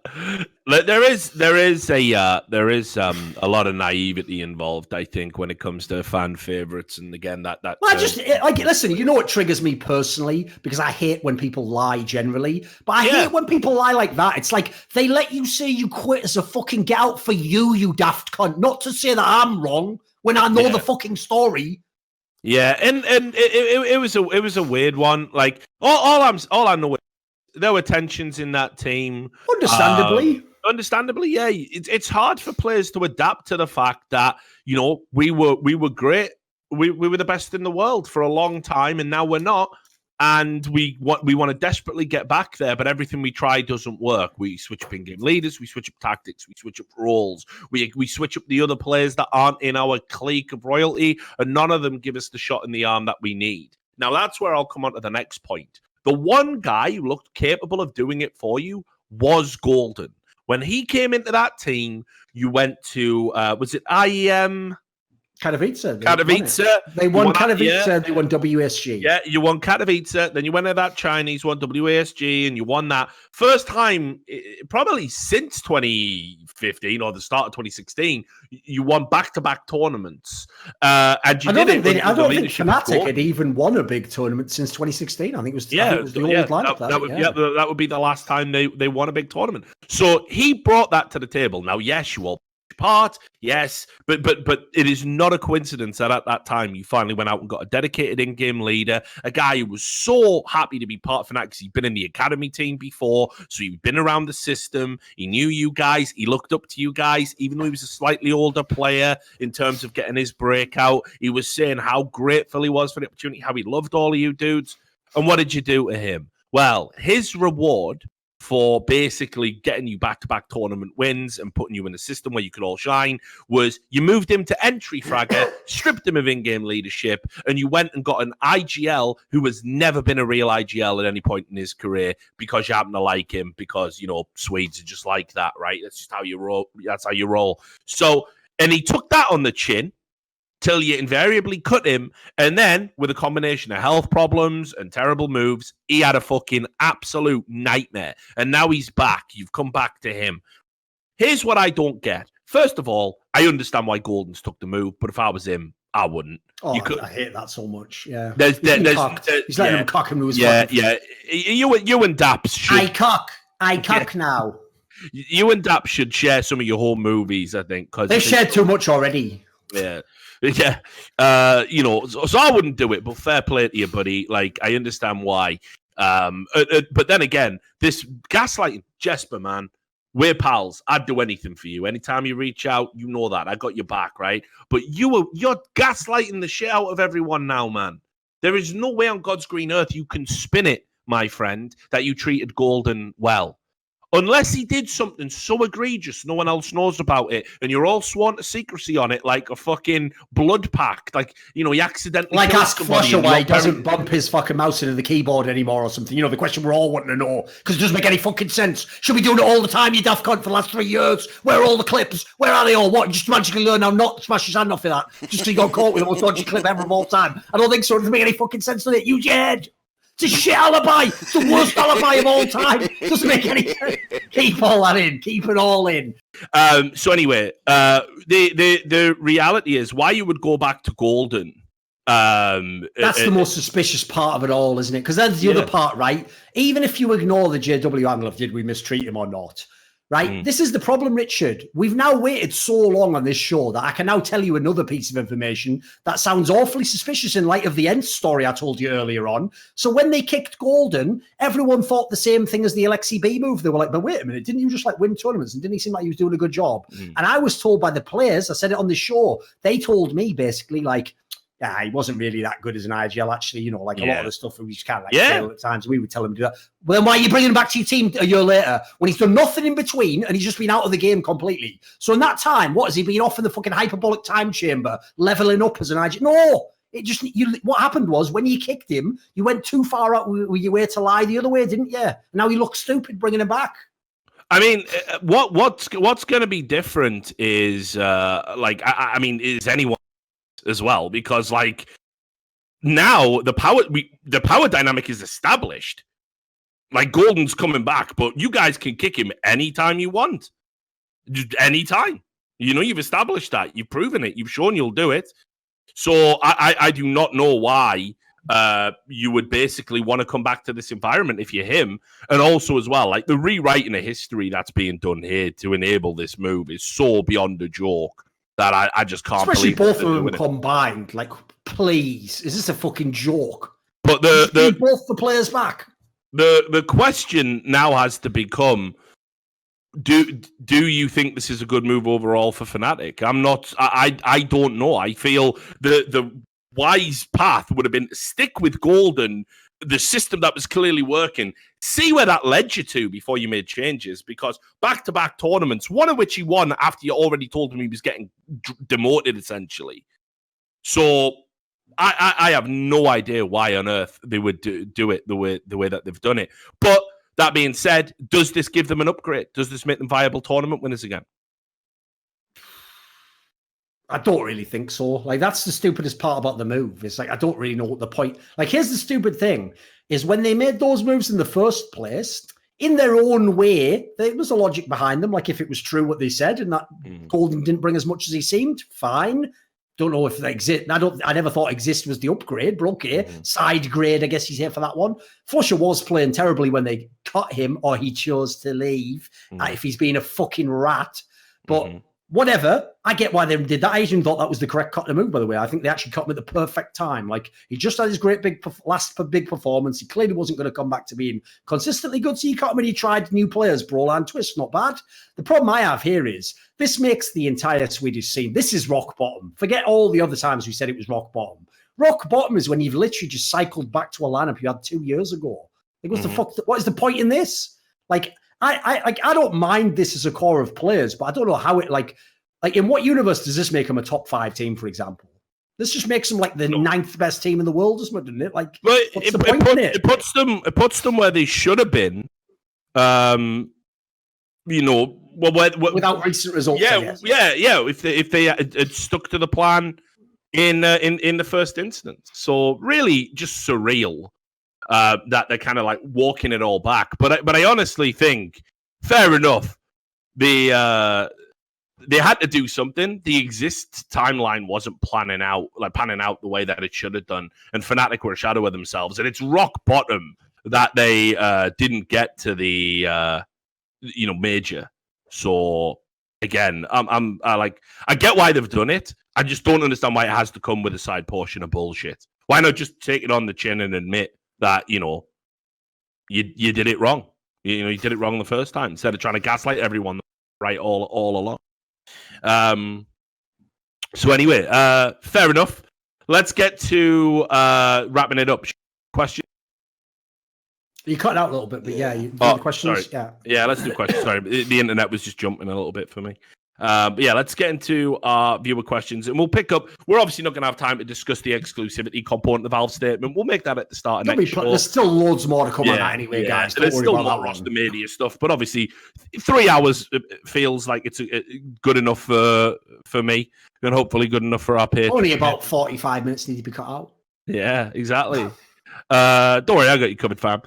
Jerky's Minion, obviously one of our $100 patrons. He says, "What is the most overrated esports moment of all time?" I can give you an old school one of this. That Spawn defuse used to do my head. Oh, that was a big one. He didn't even win the round. He didn't even get he didn't even get it.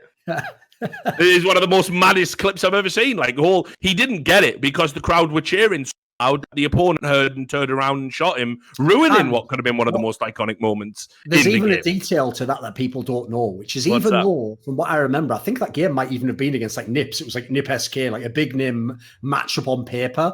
If that is who it was who played, they played like mad early in the tournament as well. I think that was like the upper bracket round 3 or something. So it wasn't even like the finals, mate. It wasn't like he went for the great play in an epic game. It was actually a game that wasn't that big a deal overall.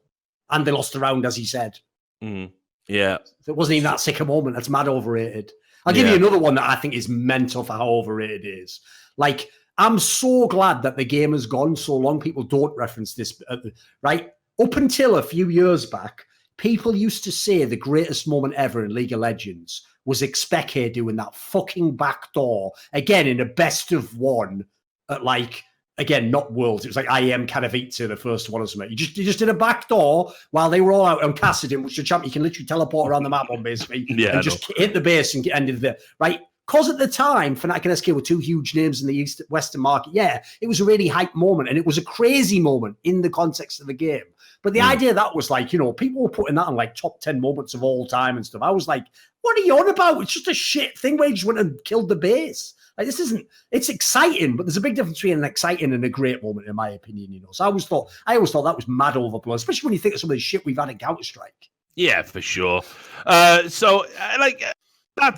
definitely one. I'm trying to think of a more modern, like, Counter-Strike moment that I think gets overhyped. I'll give you an obvious one. Go on. What was the last graffiti? You remember it? That fucking grenade Dossier did in the final. Oh, yeah, of course. That's overblown as fuck. Yeah, Listen, it was a cool little moment. Like, as trivia, it's fun, but like, that's not some legendary moment. Come on, man. And again, we're not getting any more. We're not getting any more graffitis, by the way, guys. Not getting any more graffitis, guys. Valve don't give a fuck. Don't worry. The worst part about that, Richard, is no other game dev I'm aware of even does like something like that, where they like commemorate you in the game. I thought it was a really cool initiative. So what's worse is to now take it away from us just makes it more annoying. I'd rather have never had it in that scenario. The only way that graffiti would have been perfect would have been if instead of like it just was a fucking bullfrog's head, like how Doja looks. That would have been perfect. Like it was just a grenade kind of coming out of his mouth or something. And like I said, Doja didn't even think of that himself. We all know it. We all know it. We all know. Doja, you got to hit you, mate. What? Well, maybe that's the real joke. Is maybe it was a 200 IQ grenade because collectively the whole team put their heads together. Yeah, I was gonna say, the whole team had 200 fucking IQ. But whatever. Like I said, there's no way that should have been. No way. That's so overblown, wasn't it? Like, think about that device one we just had with the fucking 3 bullets, 3 pistols clutched around against NRG. Like, you know what I'm saying? Like, that's fucking. There's your graffiti right there. Not happening, by the way. Val probably didn't even watch that game, guys. Don't worry about it. Anyway, Rekovic on Steam asks, with how incredibly violent and disturbing the main theme of Counter-Strike is with involving terrorism, should the next version be set in Hong Kong as police versus protesters? I'd love that. Unfortunately, Rekovic, Valve like China and the money they get from being in China. And being alive. Yeah, and that as well. So, yeah, that's not going to happen, buddy. You also asked, with the news that Valve is somehow able to hold 2 simultaneous views on a subject, while we used to be able... While be able to use Valve employees as this basis, will we be able to use Valve employees as the basis of a quantum computer for increased efficiency while getting fucked by all these corporate scumbags? Probably not, guys, because the reality is all corporations want it both ways. This isn't just unique to Valve, if we're being honest about it. People will give you the path of least resistance with these statements. They'll say whatever they have to say to basically make the least amount of commitment on their behalf, and that's kind of what Valve have done here. You know, with that media rights statement, they're literally saying you can DMCA, but please don't unless it's necessary, and then maybe do. But try talking it out, and then we just don't have to get involved. They are not a proactive company. They've proven this even with Dota to a certain degree. They're still not like a suggest they're mad out of touch. TPC. Like the way that they phrase that one, like, but try and be nice, is the equivalent of like you fucking out of touch mom being like, can you just go in and talk to the boy? Maybe then he won't want to beat you up. It's like, that's the sort of thing only an old woman would think, in it. Like, no young kid's going to say that, are they? It's terrible advice. So it also just shows to me they're not in touch with the community at all. They don't know what the fuck's going on. Yeah.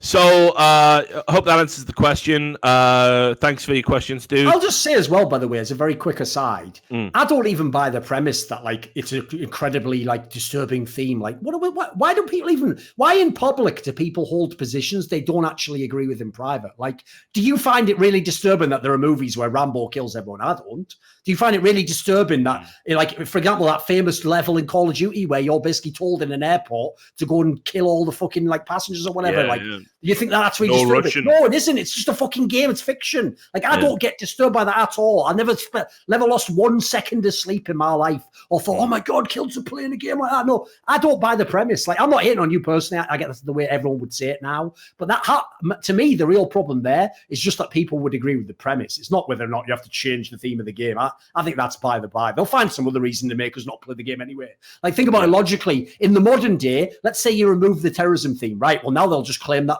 kids are getting to play with guns. And in the modern gun control debate, how could we ethically allow that? Like, they can remove anything they want from these games. That's the thing about censors. They never stop. They're never going to put themselves out of a job. So don't worry about them. You do yourself. If you think it's not a disturbing game, play Counter-Strike, watch Counter-Strike, pay for Counter-Strike. Let other people who have invented this disturbing aspect to the thing, let them worry about that shit, mate, because we can't change their mind, I'm afraid. Alice the Alchemist asks, with Guardian back to Na'Vi, Simple decides to drop that cryptic tweet about his own future in the team. In a hypothetical scenario that decides to leave, which team would you insert him to complete one more lineup that could potentially stand up to Liquid Astralis? This is really hard because obviously anywhere he goes are instant contenders. There's obviously going to be some limitations. I mean, like, for example, he said he doesn't want to play in NA. My dream in that anymore. scenario, because I'm trying to think, like, obviously he's not going to a Danish team, he's going to some team that probably wouldn't have. The obvious one's Mouse Sports. Give fucking Carrigan Simple, I guarantee he'll win a major. I'll tell you right now, it's a good shout, I'd bet my house on it. If you give him a fucking Simple, the two of them who've never won a major will be winning a major, boys. They will know instantly what page they're on and what direction they're heading in. And but this way, Carrigan, with everyone else, he'll do his job. With Simple, he'll just be going, what's that, Mr. Simple? Yes, coming right up, sir. He'll know exactly what way his bread's buttered. You give him Simple on the way out of the door in his career, you're having a laugh. Yeah, that's a really good shout. I mean, fire. You couldn't put him in that phase lineup with Nico and Cole. That's like too much. It feels like a nightmare. Yeah, that's too much. Unless you make a documentary out of it and promise to release it all no matter what happens. I don't want to see that happen. Hard from hard knocks to hard cocks. So yeah, that'd be a good one. Never getting a God, just remember.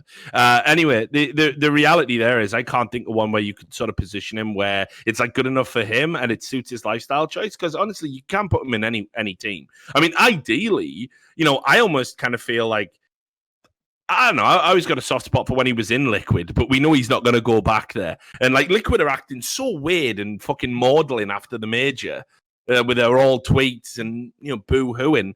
That's like, maybe the return of Simple, maybe that could be something that happens. But I don't know. I think Simple sticks it out for sure. I think Simple's going to stay in this team and give this Na'Vi Guardian lineup a go at least, till the end of the year when I think his contract comes up sometime in 2020. So we'll see how that pans out. By the way, I will say, just as some info, there was someone in Team Liquid once told me, like, actually, you know what? I think I would play with Simple again if I had the chance to now. And I just literally almost laughed in his face. Like, well, no shit. That's like someone who's fucking Meghan Merkel's like ex-boyfriend being like, you know what? She was pretty good, actually. Like, yeah, now you think that, you daft cunt. It's too late now, isn't it? Like, yeah, no shit. You think he's good now. So thanks a lot for that, Alice. Put Pounder 420. Does your anus ever get sore from constantly shitting down Loco Doco's throat? I mean, it's not unreasonable. It has to be put to me. Like, all I'll say is this. This has actually made me, in a way, this has humbled me, that question, because I've realised I haven't gotten to the position in my career yet. I thought I had, where I'm treated with enough respect not to ever be posited a question like that directly to me, whether I'm simply shitting down Loco Doco's face. Seems unreasonable as a premise, doesn't it? But fair enough. I appreciate it was largely for the band, so yes, it does get sore. But I put lots of baby wipes on it. I don't know. Whatever. Talcum powder or some shit. Yeah, whatever. Here's another one of those 7,000 word questions. Like, I'm just going to skip this. We can't answer it. Yeah, what killed 1.6? You can't. I'll give you a very quick version on that one. Like, interestingly enough, it essentially is one of the only games ever to artificially be killed, like Heroes of the Storm. Because what happened was people like ESL, who were the main tournament organizer in the scene, just announced we will not be running CS 1.6 anymore. And then in the delay from CSGO coming out, they actually officially came out. And at the time, people forget this, This is one of their crimes that they're now being forgiven for. They basically said initially, we don't consider it a tier 1 game. That's why it was in the Masters. It was called the Major Series instead of IEM, for example. It wasn't in Extreme Masters back then. So basically, it was a game that was going to die out anyway or become less relevant. And obviously, there was a sequel that came out. But before it got a chance to itself die out, basically, people like ESL and others did also pull the plug when it was on life support, if that makes sense. So it was going to die anyway. They just hastened its death by probably a year or two. Yeah. I mean, there's lots of factors going in that. Maybe that's something we can pick up at another time. I've got lots of thoughts because I was on the opposite side. You know, I always get accused of being in. I've got an idea for you. What's that? Here's an idea for you. You might like this one. You know, sometimes there'll be a month where like there's not even any tournaments or it's a player break or whatever. Yeah, why don't we do an episode where the fans can do the questions? We'll still do the episode because obviously we do the episodes trying to do 4 months anyway. So if we're ever in a jam, we'll do one of these. We'll get you guys submit and we'll just do like an open-ended one. Yeah. Okay. Good call. Good call. That's a good idea. We're coming up on 100 episodes soon. So or as a special one, exactly. Yeah. Right. The third question. All of the members of the on-camera CS talent pool suddenly find themselves being swarmed by hordes upon hordes of 6-year-olds hell-bent on their total annihilation. So they're going to a Brazilian major. That's pretty good. That wasn't bad. That's not bad. So yeah, they're at the Brazilian major. Who is the first to fall? Who will be the last man standing? And who will have the highest kill count? That last one's also mad reasonable, isn't it? Just murdering 6-year-old kids. I know. First to fall has to be like here's for this one.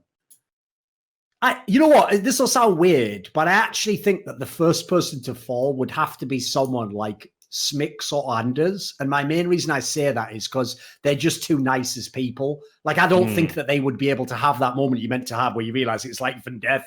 And you like, listen, I wouldn't even need that moment. I'd just start drop kicking kids' fucking heads out of the room. I'd be like fucking Adam Vinatieri. Like, I'd be blasting these motherfuckers like there was Super Bowls on the line. Like, and then someone would go, by the way, I think those kids were trying to kill you and allowed to kill them. I'd, oh, yeah, I knew that. I'd be kicking these cunts that they were Kiyashima at any point in the last few years. It's like, you know, in those zombie movies, whenever they have to kill a kid zombie and they all get super bummed out about it. Like, I know. You just cut out. Oh, you cut out entirely. Yeah. Say that again.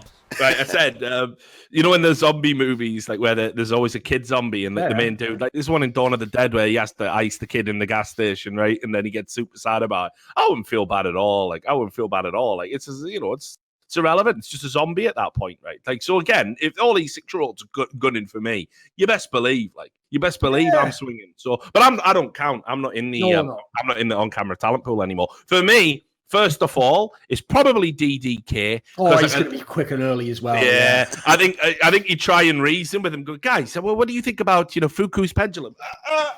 And he would just get swarmed by them. And like also, their tiny little feet would be able to stamp his head out. So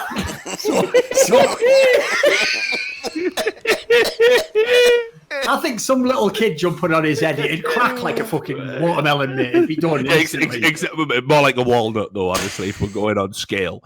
But anyway, so you got DDK would probably be one of the first. Henry is another one because he's pretty quick. Yeah, he's a depressive cunt, isn't he? Because he listens to like Morrissey. So then it goes, who will be the last man standing? Well.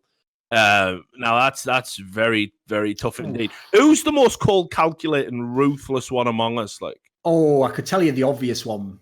But I'm going to get in trouble now. Mate, after this show, I think it can't be worse, mate. Right.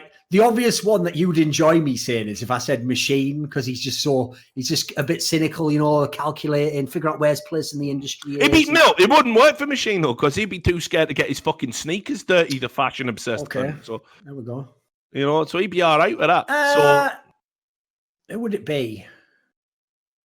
The sad thing is, this might sound weird, but we don't actually have a lot of ruthless people in the CSGO talent. It's not like a lot of other games. There's not that many people, I think, would make the killer move, Yeah. Like, Sadicus probably up there. He'd be pretty ruthless, I think, if he had to be. Yeah, you know what? I could say Sadicus to be last man standing. I would be, just because I've got that. Doing donuts on them in his fucking race car. As I said earlier, like, I've just got a superpower where if I have to do something, I'll do it, so... Right, and then who would have the highest kill count? Well, it's got to go with the last man standing, obviously. So, well, no, not technically. He could be hiding out. Could be playing the rat game. Well, Sadakis didn't play in the rat game. Not in this scenario. He's, The other thing I have to say as well is there's not a lot of people in our group who actually would be good at fighting, etc. So there's no one, if you're wondering, by the way, who secretly does like kickboxing and would kick everyone's head in. There's actually no one in the whole group that would fit that, by the way. Like, actually, you know what? I think logistically, maybe Pimp would be the last standing. He's probably in the best shape of everyone. Him and Dan are actually in fucking really good shape. So, like, maybe there's a universe he could do it. Obviously, they'd all naturally, young people despise his accent, so they'd try and stay away from him and just kill the other people. They wouldn't even understand as he was crying out, "Help! Help! I'm being killed!" They'd be like, "I don't even get the accent, man. What the fuck is that?" Think about how many he would just accidentally decapitate when he brushed up against his chin. Fucking, you know.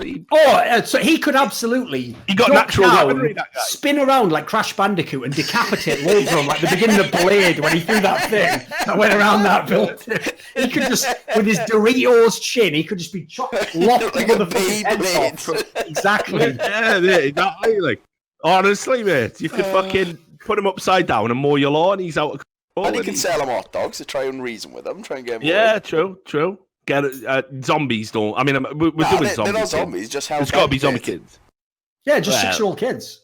I know. In my mind, why don't we make them zombies? For fuck's sake? Yeah, I know. I'm doing the Carmageddon trick. Remake that. Yeah, why are we killing kids anyway? Just make them zombies. I don't know. Why indeed, Duncan? Small. Anyway, not very powerful zombies. Thanks for the question, Butt Pounder. Appreciate it. Daniel Sellers. I wouldn't kill any kids. I'd just like to state for the record. I would just do Thorin versus 6-year-old kids in a you would make a video. Yeah, and I would just metaphorically kill all of them. Yeah, exactly. See, I know that's what you meant. Yeah, you've really saved the episode now, Duncan. There'll be no timestamps at all. Right, Daniel Sellers. Did Astralis' surprise Vertigo pick in the quarterfinals win them the major?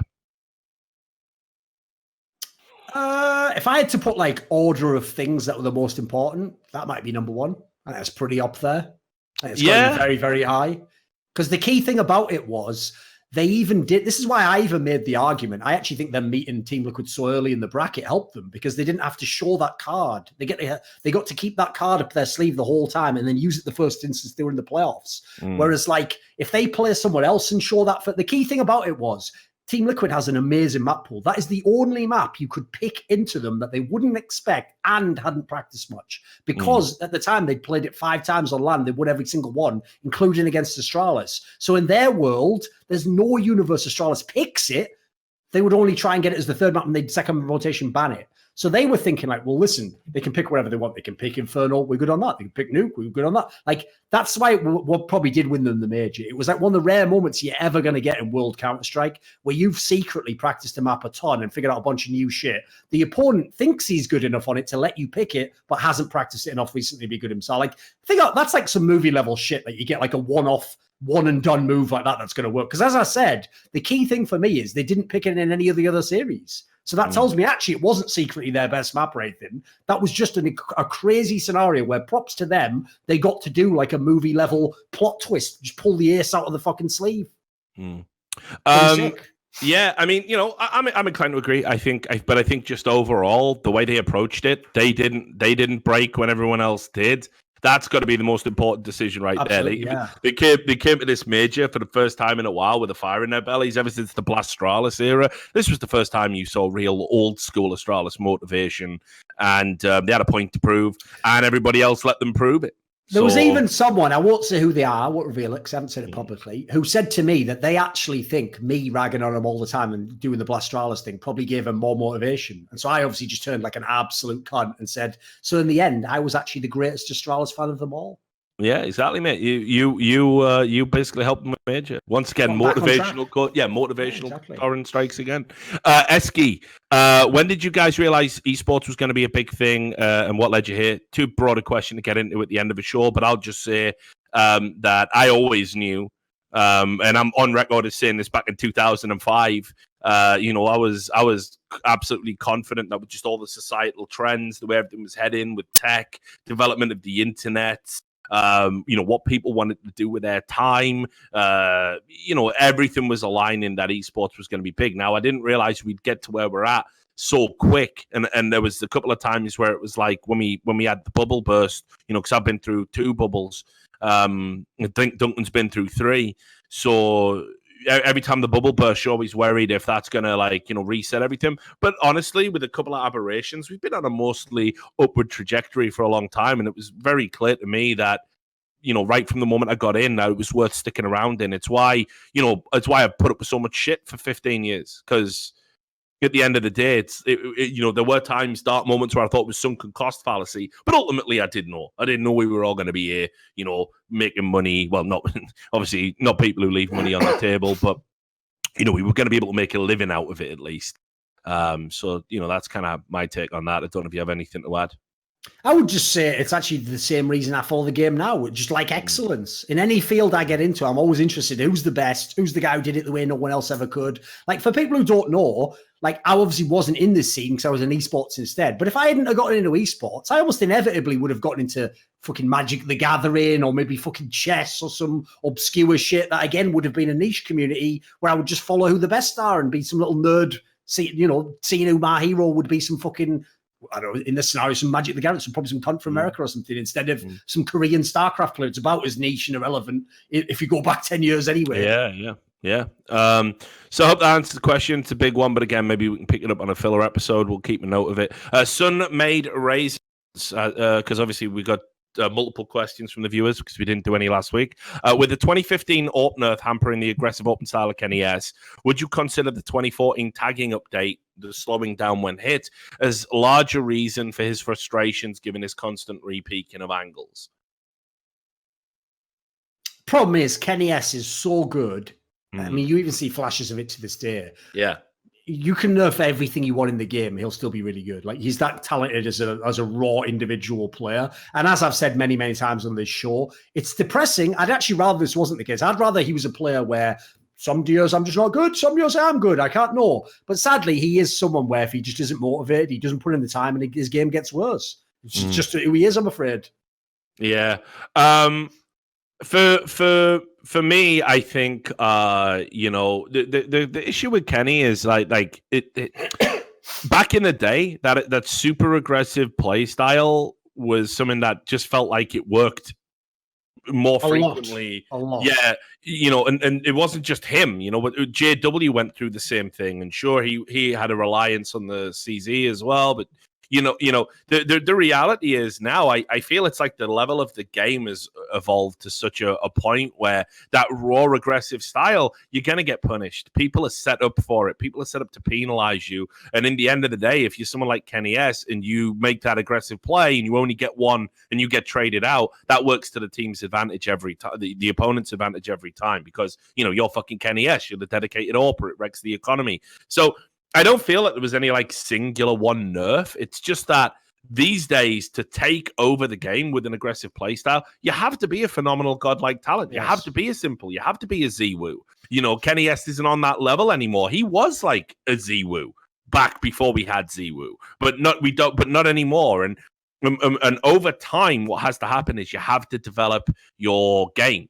Guardian used to be a super aggressive AWPer, but what he did to stay relevant was, when he knew he couldn't hit those kind of shots anymore, he became an angle holder. He became passive, but he became reliable and dependable and was never going to drop below a certain level just because of his play style. Kenny S is still rocking that old aggressive mood, but it only works for him when either he's really, really feeling it and hitting everything, which can happen to anybody. You can all have those godlike games, or his opponents are making mistakes.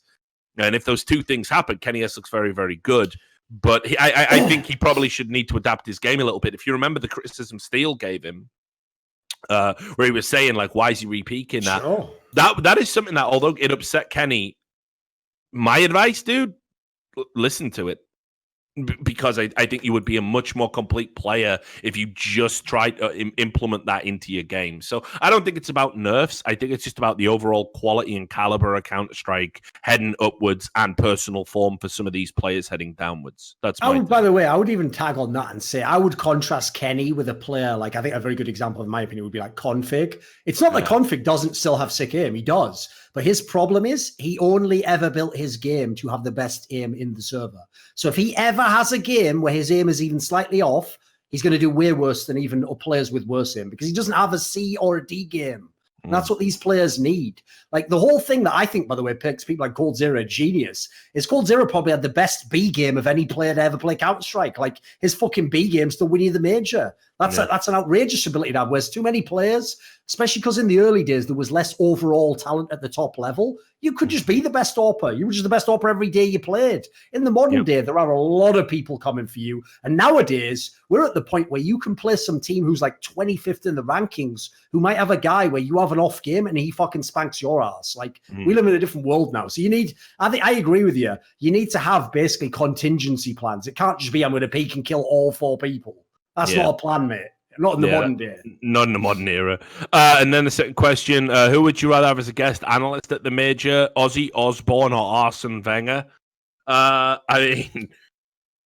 Someone must really hate Arsene Wenger if they think that's like a reasonable question. Surely Arsene Wenger, like 1,000 times more eloquent. Like for a start, his brain wouldn't be destroyed by drugs. Obviously, he wouldn't be. He wouldn't be getting his wallet out. He wouldn't be getting his wallet out for the McDonald's. We get that, and obviously, he'd be willing to finish second all the time. But aside from that, I think he'd be pretty good at breaking down the game. I've heard from the terraces he does have a packet of sweets and a cheeky smile, though. He's got a lot going for him in the green room. No, for me, I might be inclined to pick Ozzy Osbourne actually, because first of all, it would just Scoots' wet dream, isn't it? Like if Ozzy, Osbourne, he'd be doing some mad shit. Imagine what he's going to be saying. Yeah. Oh, mate, I'd happily bite off a bat's head with him like any day of the week. Like just we can share a bat together. Do some beak in the green room. And at the end of the day, JW told me he never did bite a bat's head off. What happened was a bat willingly flew into Ozzy Osbourne's mouth and chopped its own head off by circling its neck round and round. And quite frankly, you're a liar. If you want to know any more about it, just message him. Yeah, but I'm not a petty cunt or anything. No, not a petty cunt. No. But yeah, so I'm 100% down with the idea of having Ozzy Osbourne major, I think. And I think we got one last question, and then we can wrap up the show. Same person, some reasons. With most CS teams now having a coach and one or more analysts, are there any other team roles that could be worthwhile adding in the future? I think the big one for me definitely should be, and I don't think it's like a panacea by any stretch of the imagination, but we've seen the efficacy of the talented ones, at least in the scene. I think there's something to be said for sports psychology at this point now. I think if you're a serious organization and you've got a team that's like having problems and choking a lot in the late stages, there's something to be said from having at least, I mean, you call them sports psychologists, you call them performance coach, whatever phraseology you want to use. Whatever you want to call it. Yeah, exactly. I mean, there's, if Device were here, he'd tell you that it definitely helped him. We're talking about an elite level player that had an issue with going missing in the big games. He's just picked up the MVP at the major. We all know as well the lady that works with Astralis is super, super talented. She's not there anymore, but she works, I know, with the OG team in Dota now. Exactly. So it's like she was at Astralis, helped them. Now she's at OG. They just won TI. Like, talk about having feathers in your cap. She's got them. So, people like that, I'm not talking about your Weldon Greens of this world who, like, I can't call myself a sports psychologist. What are you? Yeah, but I have been a swimming coach. He's like Dr. Nick or something. Listen, I can't legally refer to myself as a sports psychologist. Hi, everybody. Yeah, it's like, hey, I don't know. That's a weird one. But there's definitely good ones out there that I could certainly recommend. I want to say Robert Yip is a name that springs to mind. I think he's a great guy to talk to. So, I think if you're a serious contender, having somebody, because even MIBR are doing it now. By the way, fuck that guy's life. Fuck his life, dude. He's gonna come out of that like a fucking alcoholic. He's gonna be there. Tell you what's gonna happen to him. Like a full wino, like clutching a fucking bottle. He's gonna do his sessions with KNG, and it's gonna be like in Watchmen, where that like criminologist is working with Rorschach doing all those interviews, and in the end, spoiler, he just gets his mind ruined by like gazing into the abyss of Rorschach's mind. That's what it's gonna be like for whoever has to sit down with KNG. Exactly. So why did you refuse to apologize? Like, fucking, let's go into that mind. No compromise, even in the face of Armageddon. It's fuck that guy. He's good. Which is a weird thing for him to say to the immigration officer, but it's a good one. Right. Anyway, so there's all the questions. Is shout out to our sponsor. Also, as well, shout out to all of our patrons. We have our $100 patrons, which are Jerky's Minion, Detlef Insomniac, Rekovic on Steam, and Alice the Alchemist. And our $50 patrons, Benakagi Asashian, Butt Pounder 420, Carve, Colin Penny, Daniel Sellers, Madsen, Marcus Kjumpar, Mike Feed Me, Sard Sawar, Sunmade Raisins, TC Owens, Tobias Bernasconi, and Watch Doge. I see you typing, Sam. I'm afraid. Have I forgot something? All right, good, awesome.